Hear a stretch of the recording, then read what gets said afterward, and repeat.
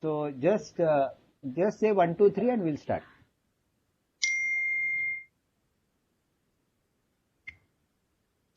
Good afternoon, friends. Uh, I'm Srinivas Joshi, Chairman of Professional Development Committee, welcoming you to this webinar on exploring uncharted avenues for chartered accountants. I welcome Atul Gupta ji, our President, Nihar Jambusare ji, our Vice President, Prakash Sharma ji, Vice Chairman of the Professional Development Committee, Jai Chhera ji, Central Council Member, and immediate past Chairman of PDC. Mithil Choksi ji, past chairman of Western Region and today's star faculty for all of us, and my dear friends. Friends, COVID-19 pandemic has taken the world not by surprise, but it has taken the world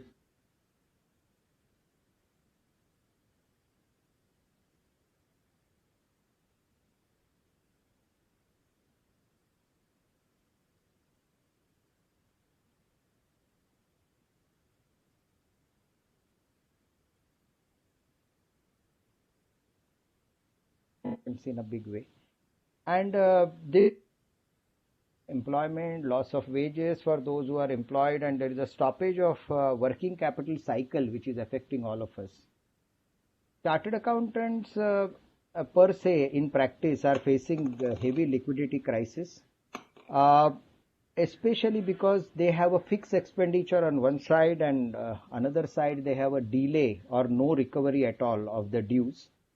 They also are facing the problem of non-availability of staff and very severe difficulty in serving the client remotely, and we'll deal with that today. Friends, on ICAI front, under the able leadership of our President Atul Gupta ji, ICAI has taken various measures, especially for small practitioners. There is last year the fee was reduced for the courses, for all courses and all the seminars. This year there is a further reduction in fee and all courses have been asked to go virtual, and accordingly the courses have been today all the courses are virtual and fee has been substantially reduced.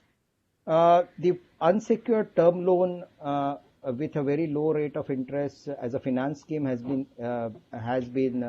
announced. There are insurance schemes which have been announced, which are including the professional indemnity insurance. Various practice management or office management softwares have been made available free of charge. Tally ERP 9 is available very cheaply.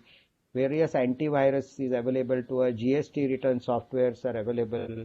And mainly this is all to support us for work from home as a concept. So Institute is trying to do its bit on the front of liquidity as well as on the front of working from home.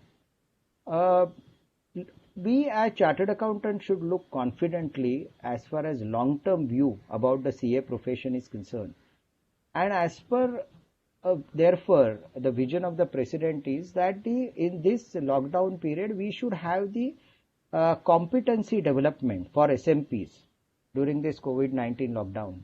And therefore, taking a cue from that, PDC has planned a series of seminars. This is the first among them for exploring uncharted avenues for chartered accountant. We mean uncharted is that not that you don't know the avenue, but the thing is that you need to relook at it and see it as an opportunity. Today we have two speakers with us. One is Mithil Choksi, who will talk on virtual transformation, because unless we transform ourselves virtually, thereafter our cost in the long run would reduce. We would be more efficient in the long run because of that, and that will give us time to learn more and more things or niche things. That's why we have taken it as first subject. And thereafter, we start that series with Jai Chhera ji, an excellent orator as well as a person who will tell us on various aspects. He has been a management graduate as well, and many other things. We'll come to know about it as he speaks. But he will talk on entrepreneurship and CA as entrepreneurship. So actually, COVID tells us that there should be no overcrowding, and here we should therefore do what others don't do. and therefore we are looking at areas other than traditional areas. And I hope that the whole series will like and try to emulate some of the things that are that we get a guidance from the speakers. With this brief introduction of this particular series, I request our Vice President Nihar Jambusarea ji to give some word of wisdom to all of us. Thank you, Nihar ji. Thank you, Joshi ji. Good afternoon, everybody. Honorable President of the Institute, C.A. Atul Gupta ji, the Chairman of Professional Development Committee, C.A. Srinivas Joshi, Vice Chairman, C.A. Prakash Sharma ji, and today's two learned faculties, C.A. Mithil Choksi and C.A. Jai Chaira. In fact, C.A. Mithil was my predecessor in the Regional Council as the Chairman, and C.A. Jai Chaira is my colleague in the Council.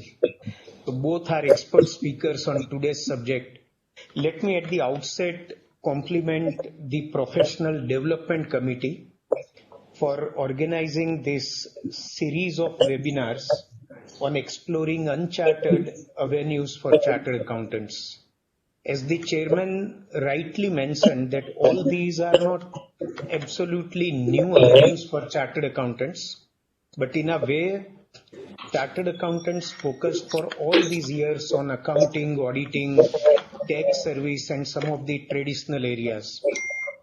Whereas we realized it much before that there are many other avenues for chartered accountants which we have not chartered so far and which we need to explore and take full advantage of. In today's topic, one is virtual transformation and another is chartered accountant as entrepreneur. Although Institute took all initiatives to transform the profession and go on virtual mode, COVID-19 has put Institute on fast track and it has put even chartered accountants on fast track. What we would have done in a year or two ahead, we are doing it in just last 3 months. And to be more systematic, today the Professional Development Committee for Virtual Transformation has invited a speaker who himself has practiced it for so many years and has his experience to share with us. We have almost 360-degree change in the way we look at things, the way we think, the way we analyze, and in virtual world, how to progress, how to grow, how to transform. Today's speaker will highlight all those avenues for us. For last few years, it is seen that the trend is the new chartered accountants, the young newly qualifieds, take up job in industry, a large majority of them. With COVID scenario, when economy is on downturn to start with, which will pick up very fast, immediately there may be dearth of jobs. And in this scenario, probably the opportunities as entrepreneur would be much more. And all those youngsters who would like to be entrepreneur, for them there is guidance from a speaker who himself is an entrepreneur for many years. Even at a young age, he took it up and he will guide the chartered accountants on how to be a successful entrepreneur. Once again, my compliments to the Professional Development Committee for taking up subjects for chartered accountants which will help them transform themselves and take up newer areas, progress and grow with the economy and with the new world. Thank you for opportunity given to me to share my views. Back to you, Chairman. Yes, thank you, Vice President sir, for your great words. Now I'll request our President Atul Gupta sir to guide us. Thank you, Joshi ji. We used to call him the Kaka in our council. So, Chairman of the Professional Development Committee and my elder brother. CA Prakash Sharma ji, that Vice Chairman of the Chairman of the Banking and Insurance Committee, the very respected and honorable Vice President ICAI at the outset, that CA Nihar Jambusaria ji, and my another council colleague with whom I joined the council 7 years back, CA Jay Chhera ji, very respected Mithil Chokshi ji, the faculty for the second faculty for the day. And very good evening to all the viewers. At the outset, I congratulate the Professional Development Committee to enter into the uncharted area of the profession, and as rightly mentioned in the topic. So, friends, once again, I also congratulate the Professional Development Committee to spearhead the various projects made with the conventional area and the non-conventional area. And the today's topic, which the Honorable Vice President talked about, that the virtual transformation, entrepreneurship, I believe that both the speakers are the experts of that particular topic. When I am talking about the Jay Bhai, he used to talk about the innovate or evaporate, which is a punchline I fond of I attach with the Jay Bhai. And I believe that when he will be speaking on this particular topic along with this entrepreneurship, it will be a great, I will say each one of you will cherish that moment, that when you will be hearing the respected council colleague on this particular topic. As rightly mentioned by Honorable Vice President and the Chairman of the Professional Development Committee, friends, that the profession which was established way back in 1949, and we recently celebrated the Foundation Day, the glorious 71 year of journey, and we celebrated the 72nd Foundation Day of ICAI. There are, I will say, a huge contribution of the professional colleagues in the Indian economy.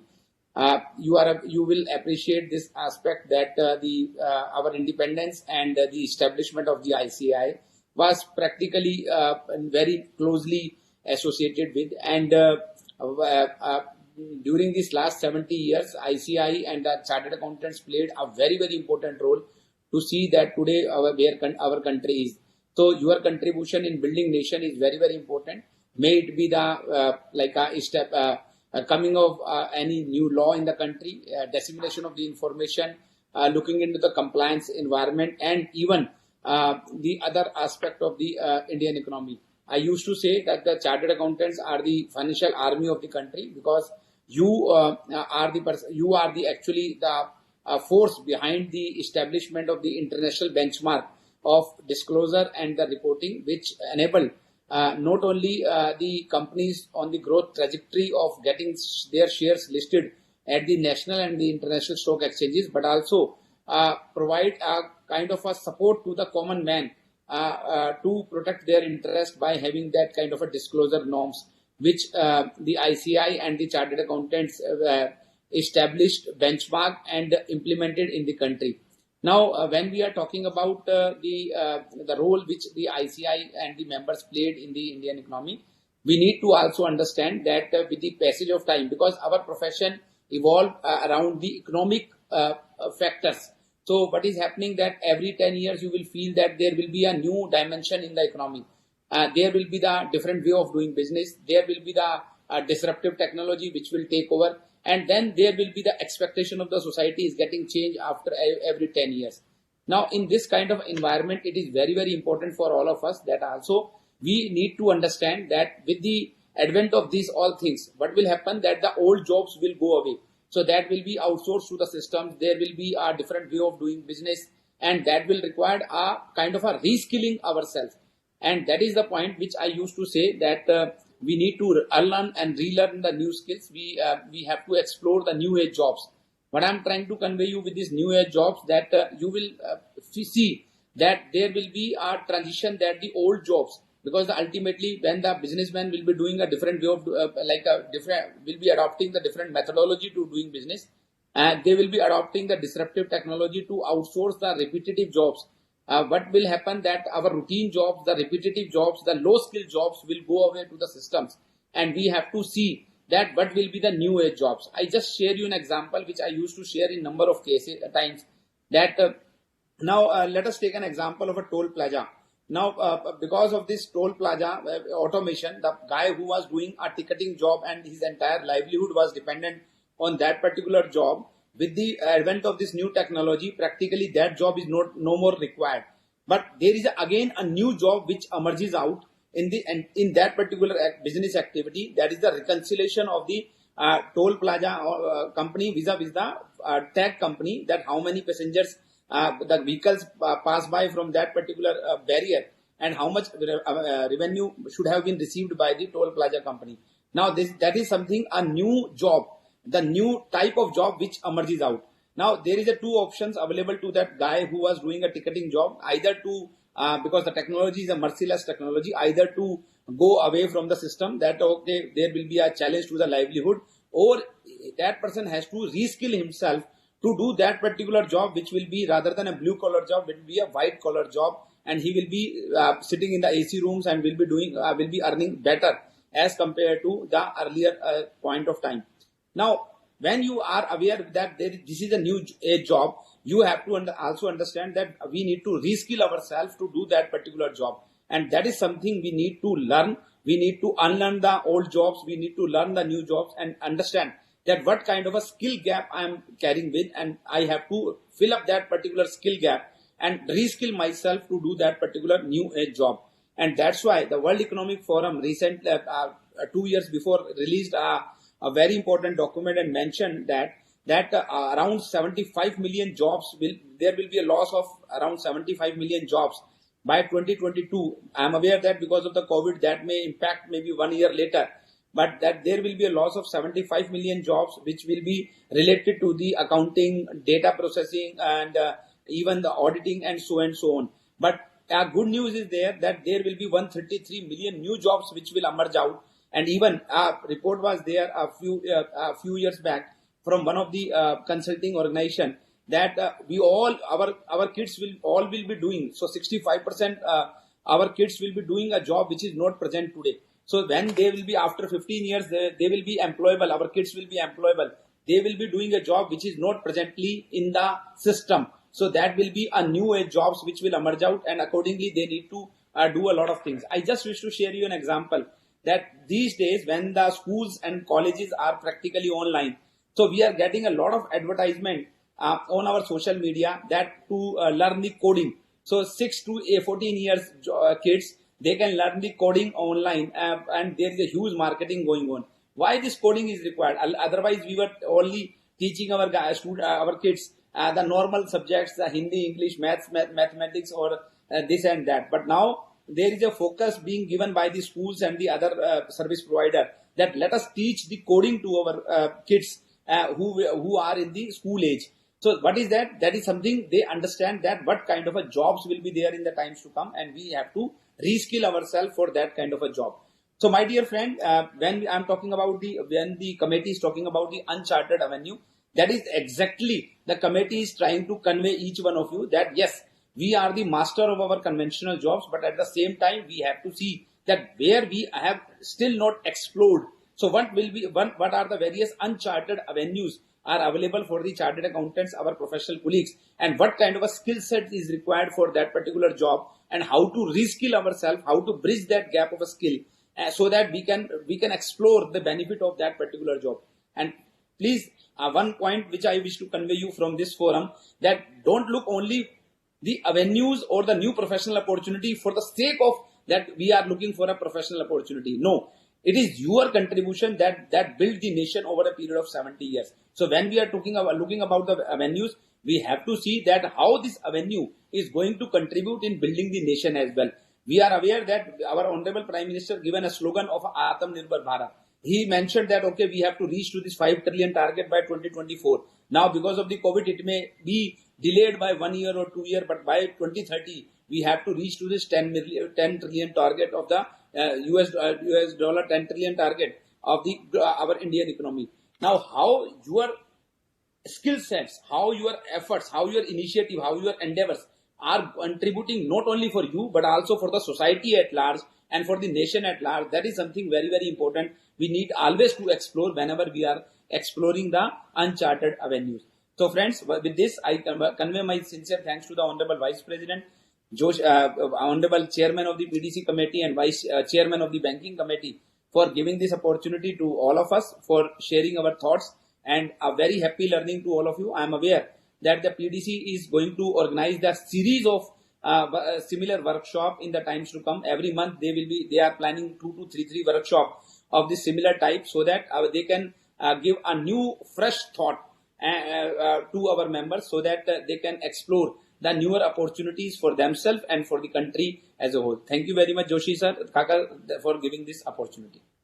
Thank you, sir. Thanks a lot, really, for a very, very nice and guiding speech to us on reskilling. We only thought reskilling India is a matter, but you have really synced it well in with the CAs as reskilling CAs and skill gap and artificial intelligence, new age job, disruptive technology. I almost thought that I was listening to the speakers of the day. Both of them would speak on this, but you have given excellent guidance. Thanks a lot, sir, for sparing time for you and Vice President both. I thank profusely for being here with us and guiding us nicely on this, and I hope this series would be of tremendous or of great importance and great usefulness to our profession at large. Thank you, sir. Thanks a lot. Now I request Prakash. Yes, sir. Thank you, sir. And I request Prakash Sharma ji, the Vice Chairman of the PD Committee, to introduce our first speaker, Mithil Choksi. Good afternoon, friends. Dr. Mithil Choksi. The name is itself, there is no need of giving introduction. Everyone knows Choksi sir very well. Still, I would like to highlight some of the important points. Dr. Mithil Choksi is one of the youngest ex-chairman of WIRC. He has handled assignments requiring special skills like forensic audit, internal controls. He has done doctorate in developing Bombay as a global financial center. He is the author of 10 different books that also on different fields, not in one particular field. He has given lectures on different topics in India as well as out of India, in all part of the world. He has recently conducted training courses outside India on BPS, FATCA, CRS, and surveillance for insurance and banking industry. Dr. Mithil Choksi was a speaker at the annual TEP conference in Mauritius on the topic Trust and State Planning for Indians and NRIs. Has presented papers on artificial intelligence, anti-money laundering, risk management, and others at Mauritius.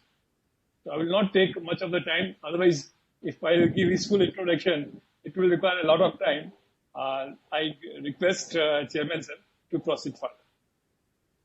Yes, now let us request Mithil ji for his. I have heard him several times, Prakash ji, and I think it will be a very nice presentation. He is one of the finest presenter like Jai Chera in our western region. He is known to be an excellent presenter, and very few chartered accountants are so well versed in presentation skills. Let us hear from hear the words of Mithil Choksi. Right, sir. Mithil ji, the stage is yours. Thank you, Chairman PDC, Srinivas Joshi ji, Kaka, if I may call you. We also used to call you Kaka during our council days.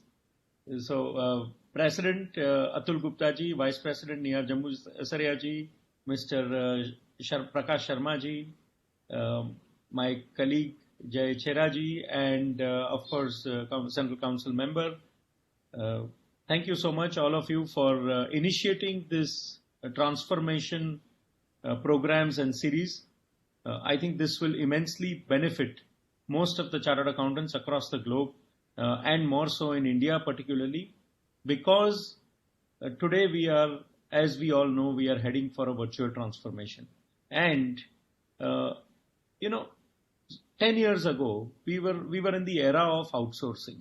In the era of outsourcing, we were referring to, and can I have the slides please also? Somebody's there? Somebody from the ICAI? You want to share? We'll share. You continue, yeah. We'll share the slides. Yeah, I'll continue. Yeah. So, this is an era of transformation. And 10 years ago, we were talking of outsourcing. We were talking of BPOs. We were talking of KPOs. We were talking of how can we get business from global companies? How can we ship a lot of work here? And we were talking of, are we competing with China? Are we competing with any other country? Are we competing with Philippines? Are we competing with any other jurisdiction for the purpose of our fraternity getting more and more work, back-end outsourcing? Then it moved to moving up the value chain from a BPO to a KPO. And therefore, we started thinking in the terminology, yes, we have all the wherewithal. We are having, we are the largest English-speaking pool in the country. We are the largest English-speaking pool. We are the talented chartered accountants. We can crunch numbers. We have learned that at the back of our palm.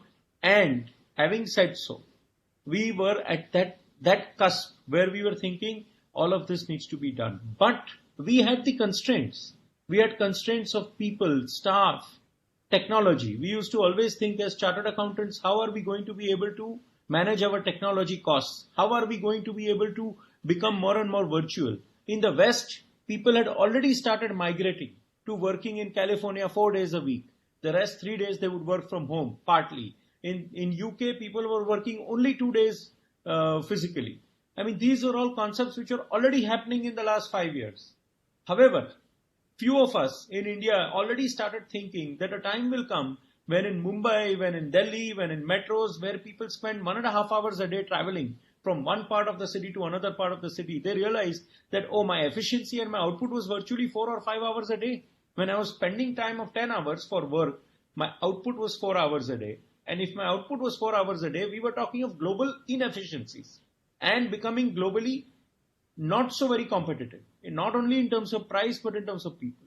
And what COVID has presented us today, and when this happened in March, the first thing that I had my internal discussions with the team, and the first thing I discussed with them was, this is the best ever opportunity for Indian chartered accountants. Best ever opportunity for Indian chartered accountants. Yes, there will be pain. Whenever there is a problem, there is a challenge. There is a challenge and there is a lot of pain. The question is that during this pain and during this challenge, are we going to sit back and cry, or are we going to transform ourselves into even larger scale world beaters? As I call it, world best chartered accountants. I've been a very hardcore proponent of our CA course, because we have trained and we have made the best professionals in the world. And when, we have gone and made presentations ourselves, and when we have found the others, non-Indians, foreigners who are there, we often believe that, wow, our skill sets, our education system, our CA program, our ICAI has taught us to be really world-class professionals. If we can articulate and present well, I think we are second to none. We are rather way up beyond everybody else. Having said so, the point has come where how do we transform ourselves today? So how do we picture ourselves? How do I picture my office today in today's scenario? Not today because of COVID, but even prior to COVID. How did I want my office to work at 120% efficiency rather than work at a 60% efficiency? Where the staff would come, timing was not managed. We all know the problems, right? Timing was never, we never believed in very stringent and strict timings. We never believed in, we always had flexi hours. Somebody will work 9 hours from a particular time slot. Somebody will work for another time slot. Everybody had their own constraints. But today with COVID, we have all the time in the world. We have all an absolute time in the world. Why? Because we have technology. We have technology which makes us our virtual office. Yes, we are meeting chit-chatting with our office colleagues. We are meeting our virtual, actual physical guidance made to our juniors. But that's okay. There is technology which is supporting it. We always thought that so much time was being wasted in traveling, going to any part of the world for one meeting for 2 hours. We would have to spend 24 to 48 hours just for a meeting of 2 hours or 4 hours, and we would have to come back. All of that time today is saved. Everything is saved. And having become a fully compliant society in the last 2 years, as I may put it, in the transformation that has taken place, everybody has become fully compliant. There is nothing to hide. There is complete transparency. And therefore today, how do I picture how, as a chartered accountant, whether I am a 2-partner practice or a 5-partner practice or a 20-partner practice, or a 500 partner practice. How do I picture myself as an organization, a CA firm? My picturization of a CA firm, virtual CA firm, is you don't need a physical office, or you virtually have a small physical office which acts, and you have a large conference room. You need a large conference room, you have a small physical office which has chairs which are on rotational basis, and when any document comes in, there is a process whereby the document is always scanned, which means that you need to have all your database not only on your physical servers, but you might want to look at cloud. And therefore, again, we are looking at, so let's go step by step. What do I picture? What is our picturization of our office? In a COVID era, in a times where I cannot access my office, that's a constraint. Okay, at best 2 or 3 people can go to the office in a day. That's it. But the rest of the work has to be done sitting virtually at all the multiple locations, at all my staff locations. So one is data. Today, as they say, oil after oil, the biggest resource in the world is data. So the question is data and content. How is your data stored? Where is your data stored? Is your data stored in a very secure location? Which means that is my data housed physically in a server, or have we migrated to cloud? Which means, have I migrated to, when I think of cloud, I have to think, have I migrated to a private cloud, public cloud like the Amazons and the Azures, private cloud, when I engage myself into getting my space allocated in a private cloud. Which means, I have to house my data in a private cloud. So the first step for me as a chartered accountant is, and I'm sure most of you are aware of this, but I'm kind of reiterating the whole process. What is my picturization of a virtual organization and a virtual transformation today, which will lead me to 120% efficiency from the current 60% efficiency, which means that today, okay, first and foremost, my starting point is identification of the cloud, public or private. I'm obviously going to use a private cloud. Within the private cloud, then the next step is, how do I migrate my data? Many of us were thinking, okay, so again, that's a part of our internal teams where we were spending a lot of time in traveling. That extra time is available to allocate our files, folders, all of which into our cloud. Our team wise, our discipline wise, our practice wise, we could structure it into the cloud. So yes, I have got my data set up on the cloud. Now the question is, what is my access points? Now earlier I would have an access point which would be my laptop accessing my cloud or my server from outside. So they could access my server using something called as an AnyDesk. But many people still use AnyDesk. But the question is, if I migrated to cloud, I may not need AnyDesk. If I don't use, for example, an AnyDesk, and if I migrated not only my data onto the cloud, what happens is now I need my teams to have computers all over wherever they are. So which means that most of them have laptops, and most of us have developed a practice of creating our staff to carry laptops for the years now. Which means now, what does the chartered accountant have to do? The chartered accountant, the student, the manager, senior manager, or a small medium practice, all of them have to have an access through their computers to the cloud.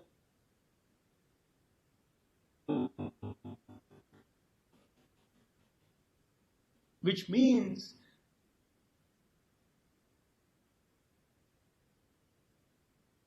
through a Google access from not only from our laptops, if we have it through our computers, how will we have the access? And the access will be through what we call as VPNs, virtual private networks, which means that my registered users have a VPN access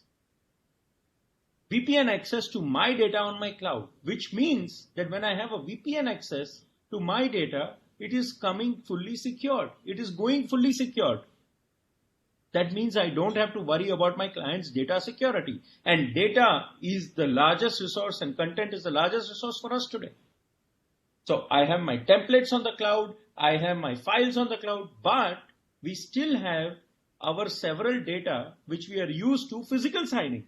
Our annual financial statements, Several returns we are used to physical signing. Yes, most of it has transformed to digitalization, but many of it, quite a few and many of the data is still lying in physical form. So the question is, what do we do with the physical data? So the physical data we create inboxes and outboxes. Inboxes that in going forward, any data that comes to us in our office has to be scanned. It has to be digitized. It cannot remain in physical form. Which means the current data that comes to you has to be completely scanned and sent into a inbox, which is your office inbox, and you have an allocator who will allocate the inbox of the couriers, as we call it. Just like in your virtual office, you have a courier, you have a manager or the receptionist who will circulate your couriers to the respective teams. You have an inbox where you will have an allocator who will allocate all your documents under the digital platform to all the partners. So which means you have your inbox, you have your out, same concept applies to outbox. So which means you have your inbox, you have your outbox, you have your virtual data. But the question is, it's not easy, right? When I am having virtual data, I also need to worry about my licenses, because a lot of my antiviruses, a lot of my licensed GSTR softwares, applications, my GSTR, my income tax, your ITRs, all the tools, they also need to be licensed onto the cloud, which means I have to have them also set up. My Tally, Tally also has to be on the cloud, because most of the accounts of my clients are on cloud. So which means those accounts, for me to access on Tally, I also need to have a licensed version. Therefore, up to here, we've got all our data onto the cloud. We have our inbox, outbox system onto the cloud. We have our licensed applications now slowly migrating onto the cloud. So what have you achieved? You have achieved a virtual transformation of your organization. You have become a virtual. Can we scroll down, please? Hello? Yeah. That's it. Yeah, number 3. So which means today what has happened is that we have completely migrated onto the cloud with our data digitization transformation. So what happens? So even your secretaries can manage calendars of the senior partners sitting at their offices.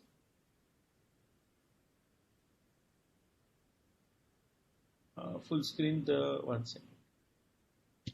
Yeah, Mithilji, you will have to do it. Yeah. 1 second. Is that okay? It's not, now it will come. Yeah?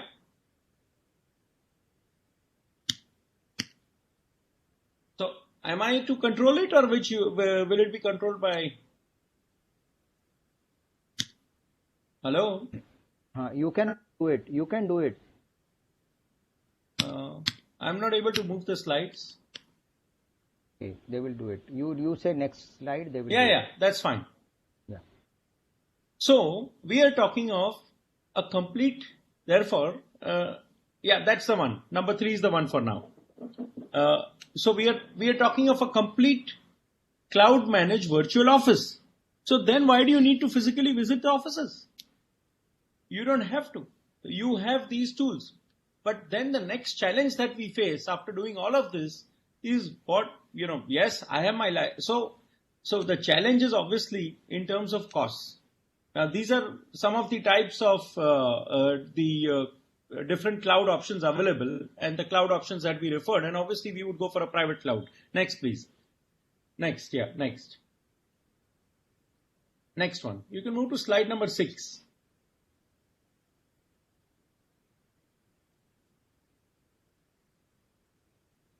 Yeah.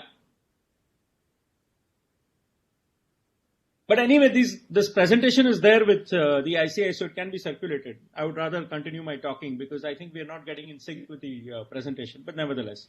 So once having set ourselves onto the cloud with the applications, with my data, what have I got to do? Then I have to think of how can I do virtual auditing? So a question came up, in one of our international conferences. How are we doing physical stock taking? How are we doing a fixed assets verification? Fixed assets verification or a physical stock taking, which our staff needs to be there or our teams need to be there, has to be done physically. How do we do that? Simple. Again, you have camera controlled virtual access to the location, where if one of the staff member of the client is doing the physical verification through the use of technology and cameras, which is again not an expensive proposition at all, we are able to virtually be present on how the process of physical verification is being undertaken. Not only of fixed assets, the coding, tagging, physical verification, but also of stock. So we were once engaged in one of the large events. We were once engaged by one of the bodies, a very significant body in India, that they said we want some kind of a verification done of a large event, an exhibition, a large exhibition which is running into some 20,000 square feet. And they said we want everything to be verified, all the procurements to be verified physically. We said, and they said, how can you do it in 24 hours? They said, will you be deploying 50 people? I said, no. We will have a team of 10 people who will be sitting back end and who will be controlling the cameras and who will be watching every procurement sitting in their control center, from which we would then dedicate one physical person or two physical persons who would have to be there present physically for the purpose of verification and validating our claims, what we have identified on camera. So again, it's a question, and not only so, you have recordings available, which means that there is audit evidence which is created and the audit evidence is saved onto your system. So that also is transforming our entire auditing process, our auditing, our verification, our assurance process. With regard to income tax assessments, with regard to the FEMA, with regard to any representations we do before the authorities, anyway everything is digital. Anyway everything is on soft copy. So the question is maintaining them adequately on cloud. So the question is, when I exchange data between myself and the cloud and the clients, what kind of interface do I use? Is my data, so then as and when we go deeper into the cloud and into our virtual transformation, the worry to me is, what if somebody takes away my data? What if somebody has privy? In simple terminology, as we understand hacking, how do I prevent that? So my data going out and my data coming in has to be encrypted. So, and again, it's not a very expensive proposition. So you have encryption. So when my data is going out, it is the moment it leaves my outbox, it is encrypted. The moment it reaches the client, it is decrypted and encrypted, and vice versa. Which means again that I have everything which is virtual. So then the next question happens is, how do I manage the productivity of my staff? Because my staff may be watching a movie on one side and he may be saying, I am preparing an appeal, but I'm not able to manage the productivity. So then there are several tools, as I mentioned in the presentation, there are several tools that are available which will enable us to maintain the login and the logout and the output of the staff, which means that I can come to know what amount of productivity levels my staff has achieved. It's a different scenario that in the last 3 months, our productivity for the work that we have been doing in the past has almost doubled. The productivity is doubled because, ordinarily what would happen? People would say, hey, I'm going for a tax hearing. I'm going for a meeting. And that time, whether it is, and you know how it is when you are going for hearings or whenever you are going anywhere for representations in a courtroom, when you're engaging with a legal team, you do not know when your hearing comes up. In a tax office, you sit, you wait, you spend time, you have been reading books, you have been using your laptop outside the tax offices. This is what time has been spent. When you are at the client's factory or his audit site, you have been looking at the waiting for the data to come, and then the data would come in at 4 or 5 in the evening, and then they would ask you to finish the work overnight. Well, here it's different. I'm waiting for the data to come, but my other client work is already going on. So again, a virtual transformation. So all our core areas, representations, litigations, auditing, taxation. Hello? Yeah, all Yes, sir. our Yes, core, sir. all our core areas is now within our virtual office. So which means what am I going to do with all the offices that we have? Well, reduce your costs, reduce your operating costs, and spend more on technology going forward. Spend more on buying IT equipment, spend more on encryption, spend more on having VPNs, spend more on having license applications, have maximum license applications, and use all of them. This is where the virtual. So can we show the slide number 12, 11 and 12? Is that possible? This is where we are transforming ourselves. This is what we need to look at. So how many of us in the last 3 months have transformed our organizations into virtual? Now, along with this, we are also transforming our training modules. I mean, all of us have been doing trainings in the last 3 months in some form or the other on either on the Blue Jeans or Zoom or Cisco or wherever you have. We have been always doing training, undertaking trainings. Again, saving a lot of time because we are multitasking. Whilst we are undertaking a training, we are also doing our work.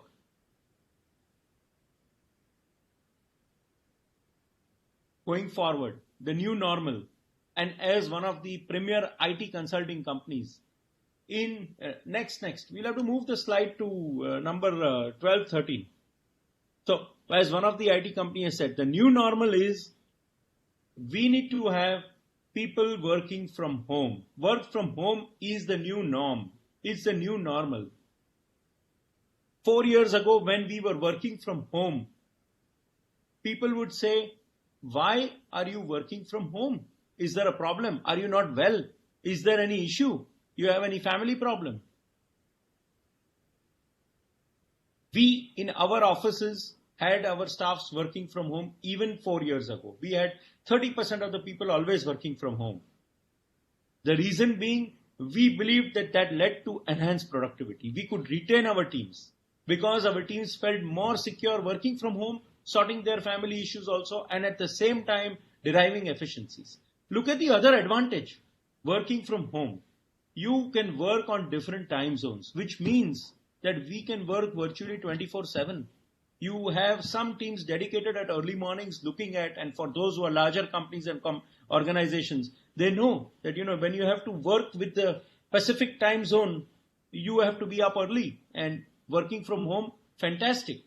The person can then take a break in the afternoon. And likewise, you're working with the Western time zone on the East Coast USA. You have a fantastic advantage because you can work late in the night and morning you don't have to bother the team members. So these are going to be the future, and this is how we, the model that I'm suggesting is a hypothesis. That hypothesis can be replicated not only by the mid-size firm or the large firm, but even the smallest of the firms, even a one-man proprietary unit can also be working from home and having the enhanced productivity. The amount of time that one is able to derive today is unimaginable. And I think the biggest advantage of this COVID scenario is we have had lots and lots of time to think, introspect, and arrive at what we believe is the future virtual organization, where everything is virtual, data is virtual. The only thing that I need is my laptop. The only thing that I need is my access to my data. The moment I have access to that, the data and the access to my teams through my tracker on my phone, where I can track what's the productivity of my teams. Once I am able to access that as a practicing chartered accountant, and my calendars of my partners, right? All of us, my calendars of my partners, if I have access to all of that, I am virtually there online. I don't even need to call up anybody. Don't even need to speak to anybody. And this is the virtual transformation which, and ICAI has always been on the forefront, and I'm, very, very proud that, ICAI continues to provide these platforms and opportunities to everybody for, creating innovation, as they call it, the innovative chartered accountant, the future. Now, so therefore, if, we were talking of, this is all about a virtual organization, but we were talking just 6 months ago, we were talking only of AI. We were talking of machine learning. We were talking how can machine learning be transformed into AI. Well, today we have got this fantastic opportunity of our big data being transformed. So once you have your data, which is warehoused in your cloud, once you have your license applications, once you have accessibility, once you have encryption, everything is secure. The question is then, how do you massage the data? And this data, and it's not at all technical. It's about, I always give this very simple example. Why does a bookings.com send you a message every Saturday or a Sunday afternoon? Because that's the time they know that I'm going to go on the laptop and I'm going to look for travel deals. So same way, the time has come where a Saturday afternoon or a Sunday afternoon, a client may be sitting free and he may say, I want to file my tax returns. And he will want us to have this virtual working solution provided to him working from home. And we will have to have teams working on different shifts saying, okay, this Sunday I'm going to cover for any kind of such request coming in and I'm going to attend to clients. It's of course one will have to balance between 24/7 working, but the question is serviceability. And today this opportunity is there whereby this serviceability is going to be more and more popular. So when these serviceabilities happen, there are patterns which are created. What is the pattern? Coming back to bookings.com, the pattern they have created is that every Saturday or every Sunday, Mr. Choksi goes onto the website and he wants to look for deals, which means that that's the pattern which is created. That pattern, when it gets created, it transforms into what we call as an artificial intelligence, which means the robots will keep on throwing such questions every week, which means that is the AI. So once we have migrated ourselves into this kind of a virtual office scenario and the tracking mode, we are going to then look at the next best opportunity available to us, which is, and not look at it in sequence, but we can look at all of these in congruence and simultaneously together. That yes, today we can transform not only our organizations into virtual organizations, we can make them AI organizations. I'm not saying AI will happen overnight because the patterns get created over a period of time. It's like a clinical trial, and today everybody knows what a clinical trial is. So at every clinical trial, a pattern is created. So likewise, an AI is about creating different patterns and different solutions for the patterns and creating multiple permutations, combinations of these patterns, which become your initiators, these patterns transform themselves into initiators for the event or for the task and for the process. So this would, next slide please. So this would therefore transform all ourselves into, next please. This is just one of the applications for a task productivity. So the future opportunities is about how we can reach our ultimate goal of robotics and artificial intelligence.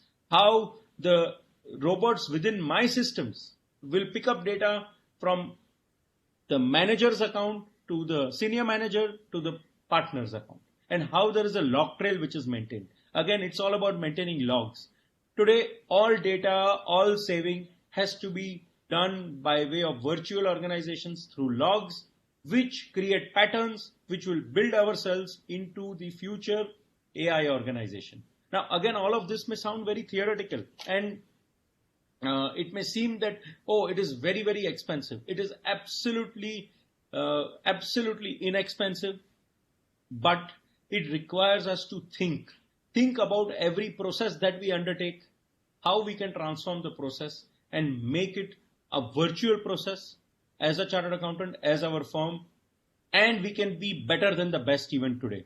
Because there are very few companies in the world, very few chartered accountants in the world who are aiming for this, whereas we chartered accountants in India, the innovators that we are, the smart people that we are, the value seekers that we are, we will be able to derive, our top line may not increase, but I can assure you in the next 2 years, our bottom line is going to increase significantly. And I think life is all about bottom line, right? ultimately how much value we have created by way of our bottom line, not by top line.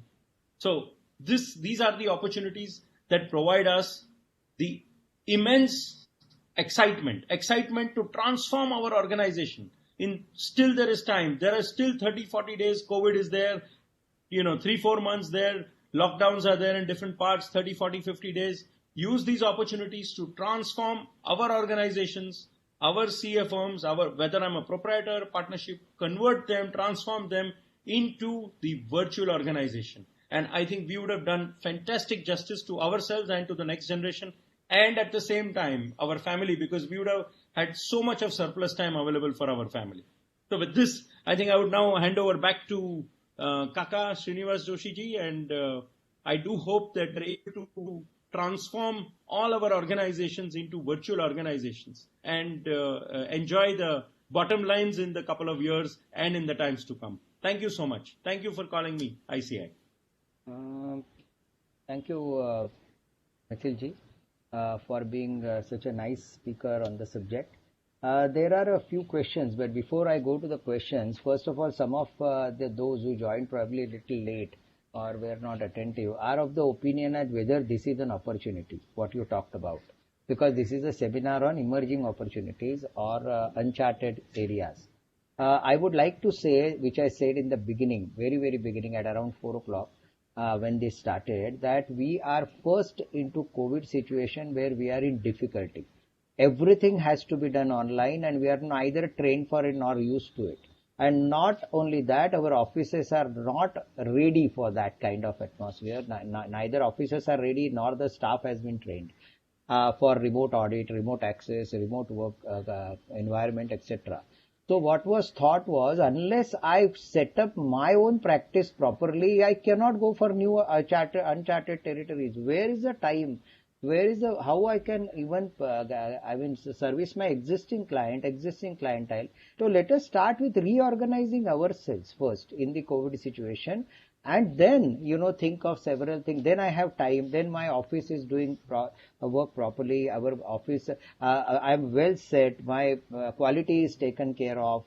My data security is taken care of. And when I go on the other's computer also, by whatever VPN systems or other systems that I use, I go there in the secured mode and I can do audit remotely. So this was the first topic that was taken as a precursor or as a starting to the creation of time, creation of quality in the current environment, so that I can really think of other things like new certificate courses I want to do, new areas I want to explore, how I do it, unless I have time and unless I am sure that my office runs properly. Maybe some of them who are listening to this thought that this is not opportunity per se.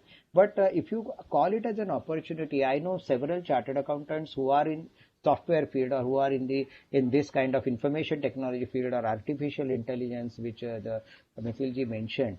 They are the ones who are actually, they can help all of us, other chartered accountancy firms in this country, and there are 80,000 proprietors and partnership firms in this country where some of us can help them. It is an opportunity for them to convert our firms into what Mithil Choksi ji said as a virtual firm. This is an opportunity for many who are in IT field to help us. So this is actually indirectly, first purpose was to tell us that unless we are here, what Mithil ji is saying, we cannot think of other opportunities.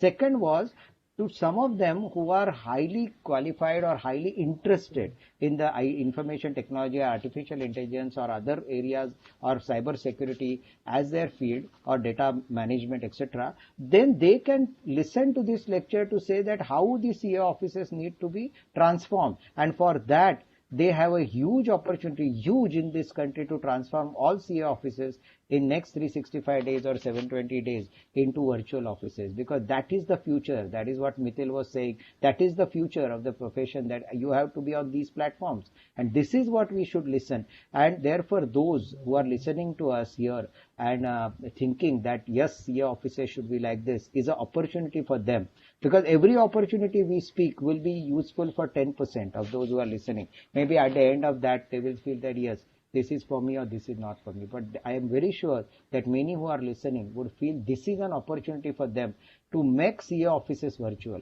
the way Mithil was trying to say. So that is one thing I like to say. Before I request the next speaker to speak, one or two quick questions, Mithil ji. We will take all the questions at the end otherwise. One of them is saying that in this digital transformation stage, the problem is that, we overwork. He says, do you feel that there are two questions which are very relevant, that we are available 24/7 to your office boss? And is it that this virtual environment or working from home is actually killing us more than, helping us? This is question number one, which that this would be a question for a boss. And the second, there is one more question relating to this, that various, he has said that suppose I adopt this and my staff is working on various field, they have gone to work on field, how I can track their performance? And as sitting in office, I call my office virtual, but how I can track the performance of my employees, whether they are attending? You mentioned that he may be doing something else and you don't know. So that's why he's asking, in this virtual environment, what are the tools or how we really go about it? Okay. Both the questions, if you can handle. Yeah. So the first is there is something called, am I on? Yeah. The first is there is something called as blackout hours, which means that you technically define that these are blackout period. And during the blackout period, we do not tell the staff to be engaged with us. Now, these are all happening. See, earlier April, the management always wanted the staff to be available 24/7. Come May and June, as the lockouts increased, and when this pressure started increasing, what management started doing is, and companies started doing, and firms started doing, is started developing blackout hours. Blackout hours as in those hours wherein the staff says, I'm not available. So, for example, the staff says, no, from 9 p.m. until next day morning, 10 a.m., I'm not available. I have my personal commitments. That's a blackout period. There are times when people have had their birthdays in between, and people have said, oh, I am taking a holiday on the birthday. Even though they may be at home, but they're taking holidays, right? Because they do not want the pressure of responding to emails and doing and presenting any report on that. So that's the first question and the answer, that you have to define you have to agree between your teams how to have the blackout hours. The blackout hours, and what are your hours where one doesn't become stretched into 24/7, because it is a fact that one really gets stretched into 24/7, which is the very first question that comes up and which requires this answer. The next is about productivity. The productivity is, so there are several tools which are available. There is something called as Easy Task. There is something called as Zoho. There are some tools, project management tools, which are available, where the login and the logout is tracked. Besides your login and your logout, there is a trail of the work that you have done in terms of how much is your screen time, how much has been your screen time, how much has been your data which you have assessed, and the productivity percentage is being determined. Hello, can you hear me? So, and how much is the productivity percentage?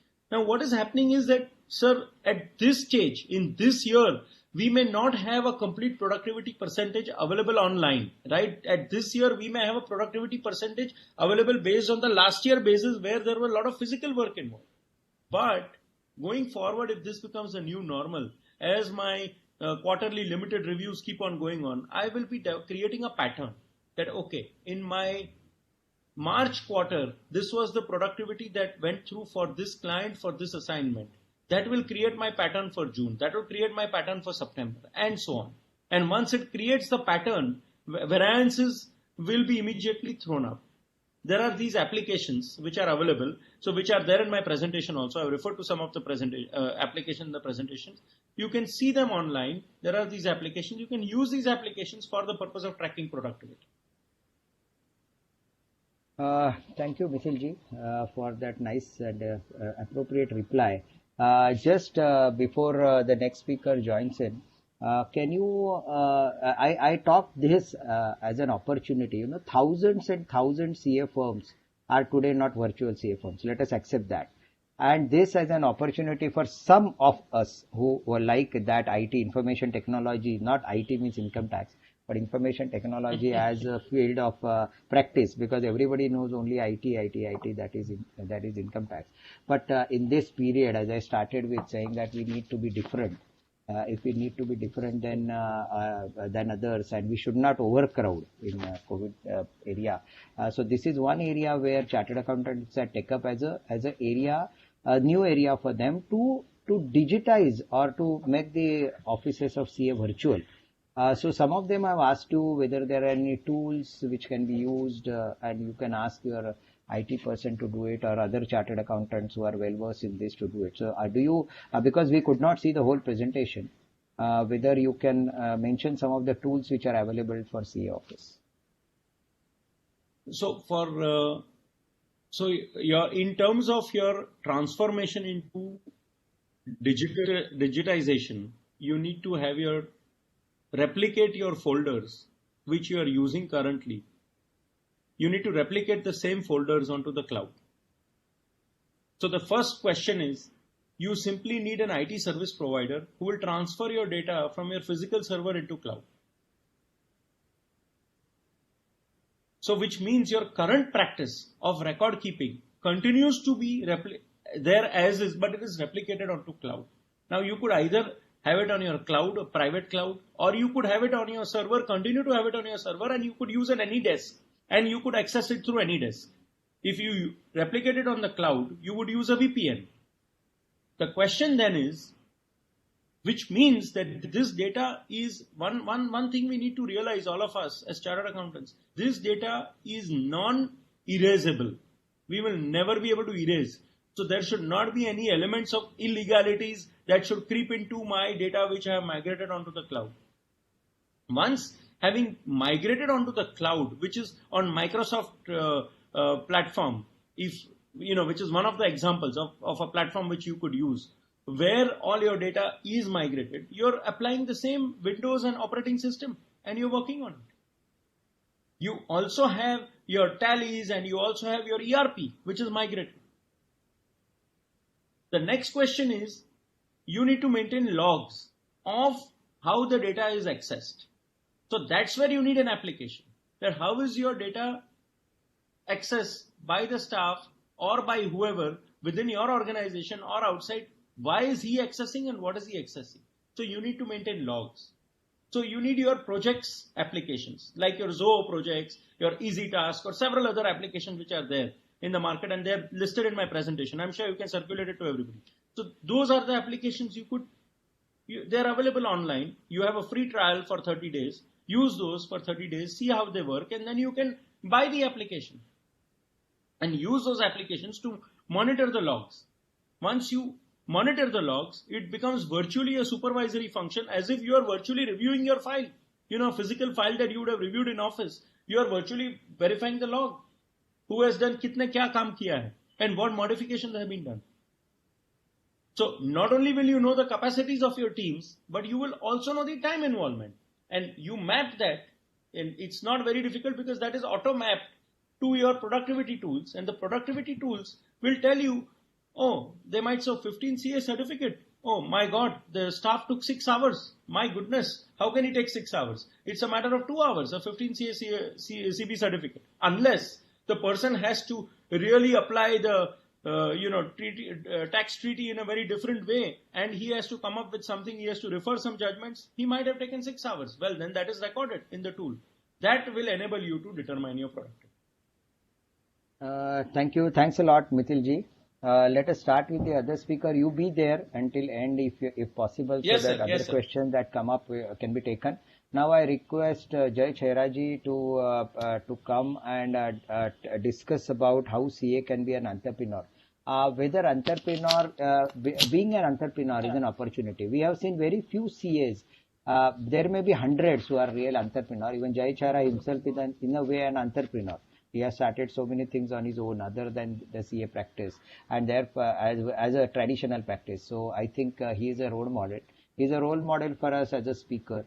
He's a role model for us as a person in education, because he himself has got so many degrees that if I start reading, I think up to 6 o'clock we'll only read about his degrees. So I think it is every year he adds one degree, and I think he should have shown the door of his office to us, where he has kept lot of space blank on under below his name, so that he can keep on adding the degrees. That is whenever he enters office, he knows one more degree has to be added. That space needs to be filled up.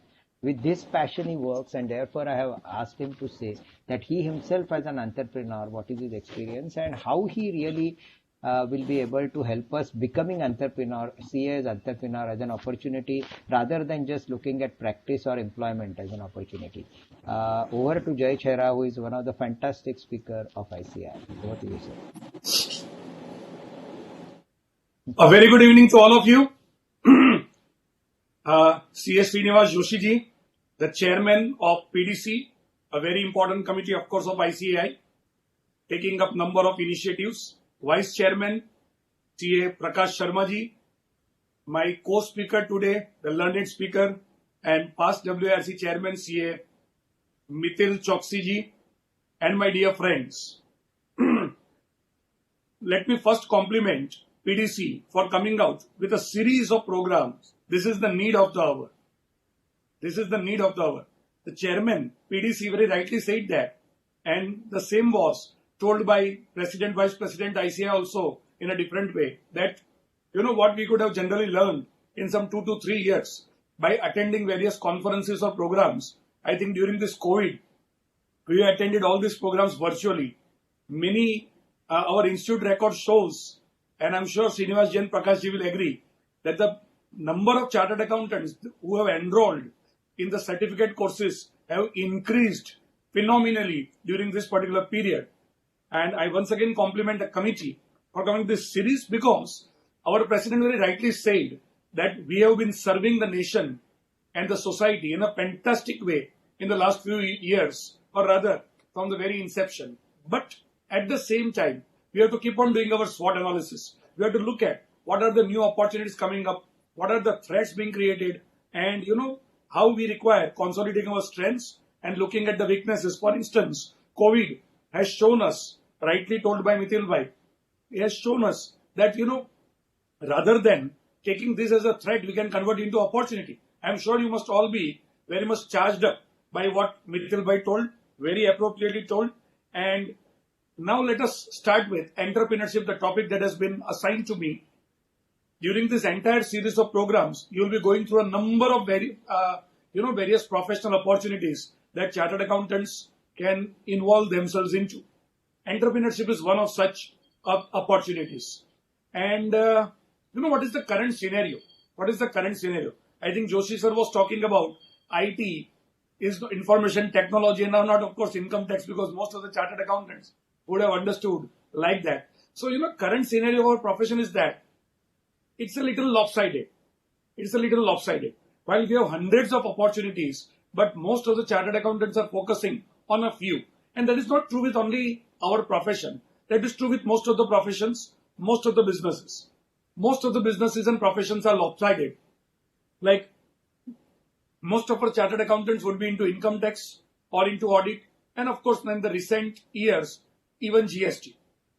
I am from the city of Surat. Even in Surat, when I look at it, my city, I think the same is the scenario with other cities also.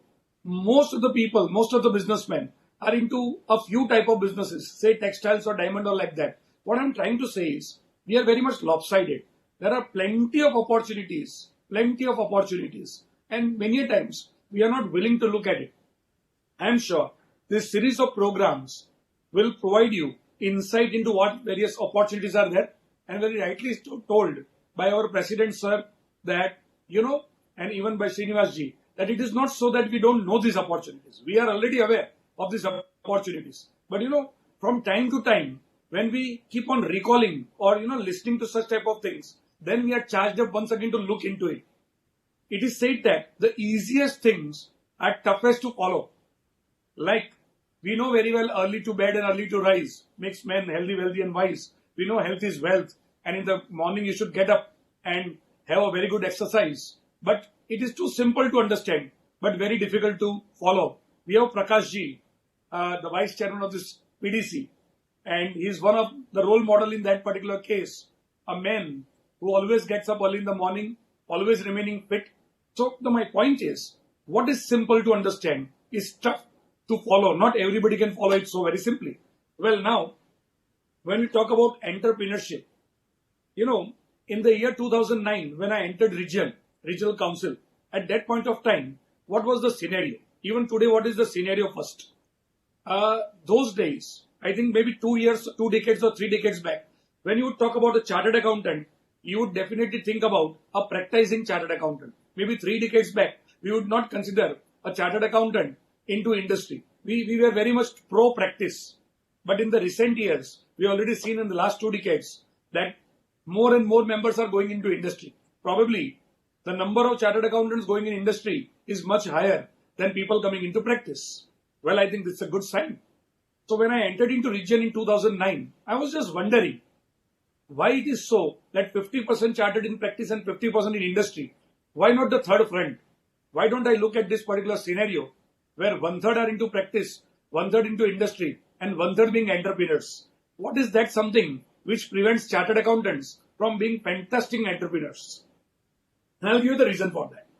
I come from the state of Gujarat, and in Gujarat, there is one particular community which is, which produce highest number of ortho surgeons. Like, I was wondering when I was a schoolboy, why is it so that this particular community produces highest doctors in this particular regime? What is the reason for that? This community is known as Parsis. And my analysis might be wrong, but when I interacted with a few people, I came to realize one thing. I came to realize one particular fact, that in Parsis, like whenever there is any death, they don't bury and they don't burn the body. They feel that, throughout the life, you have served the community. Why not take an opportunity when at the time of death and the body is hung on the well or something like that.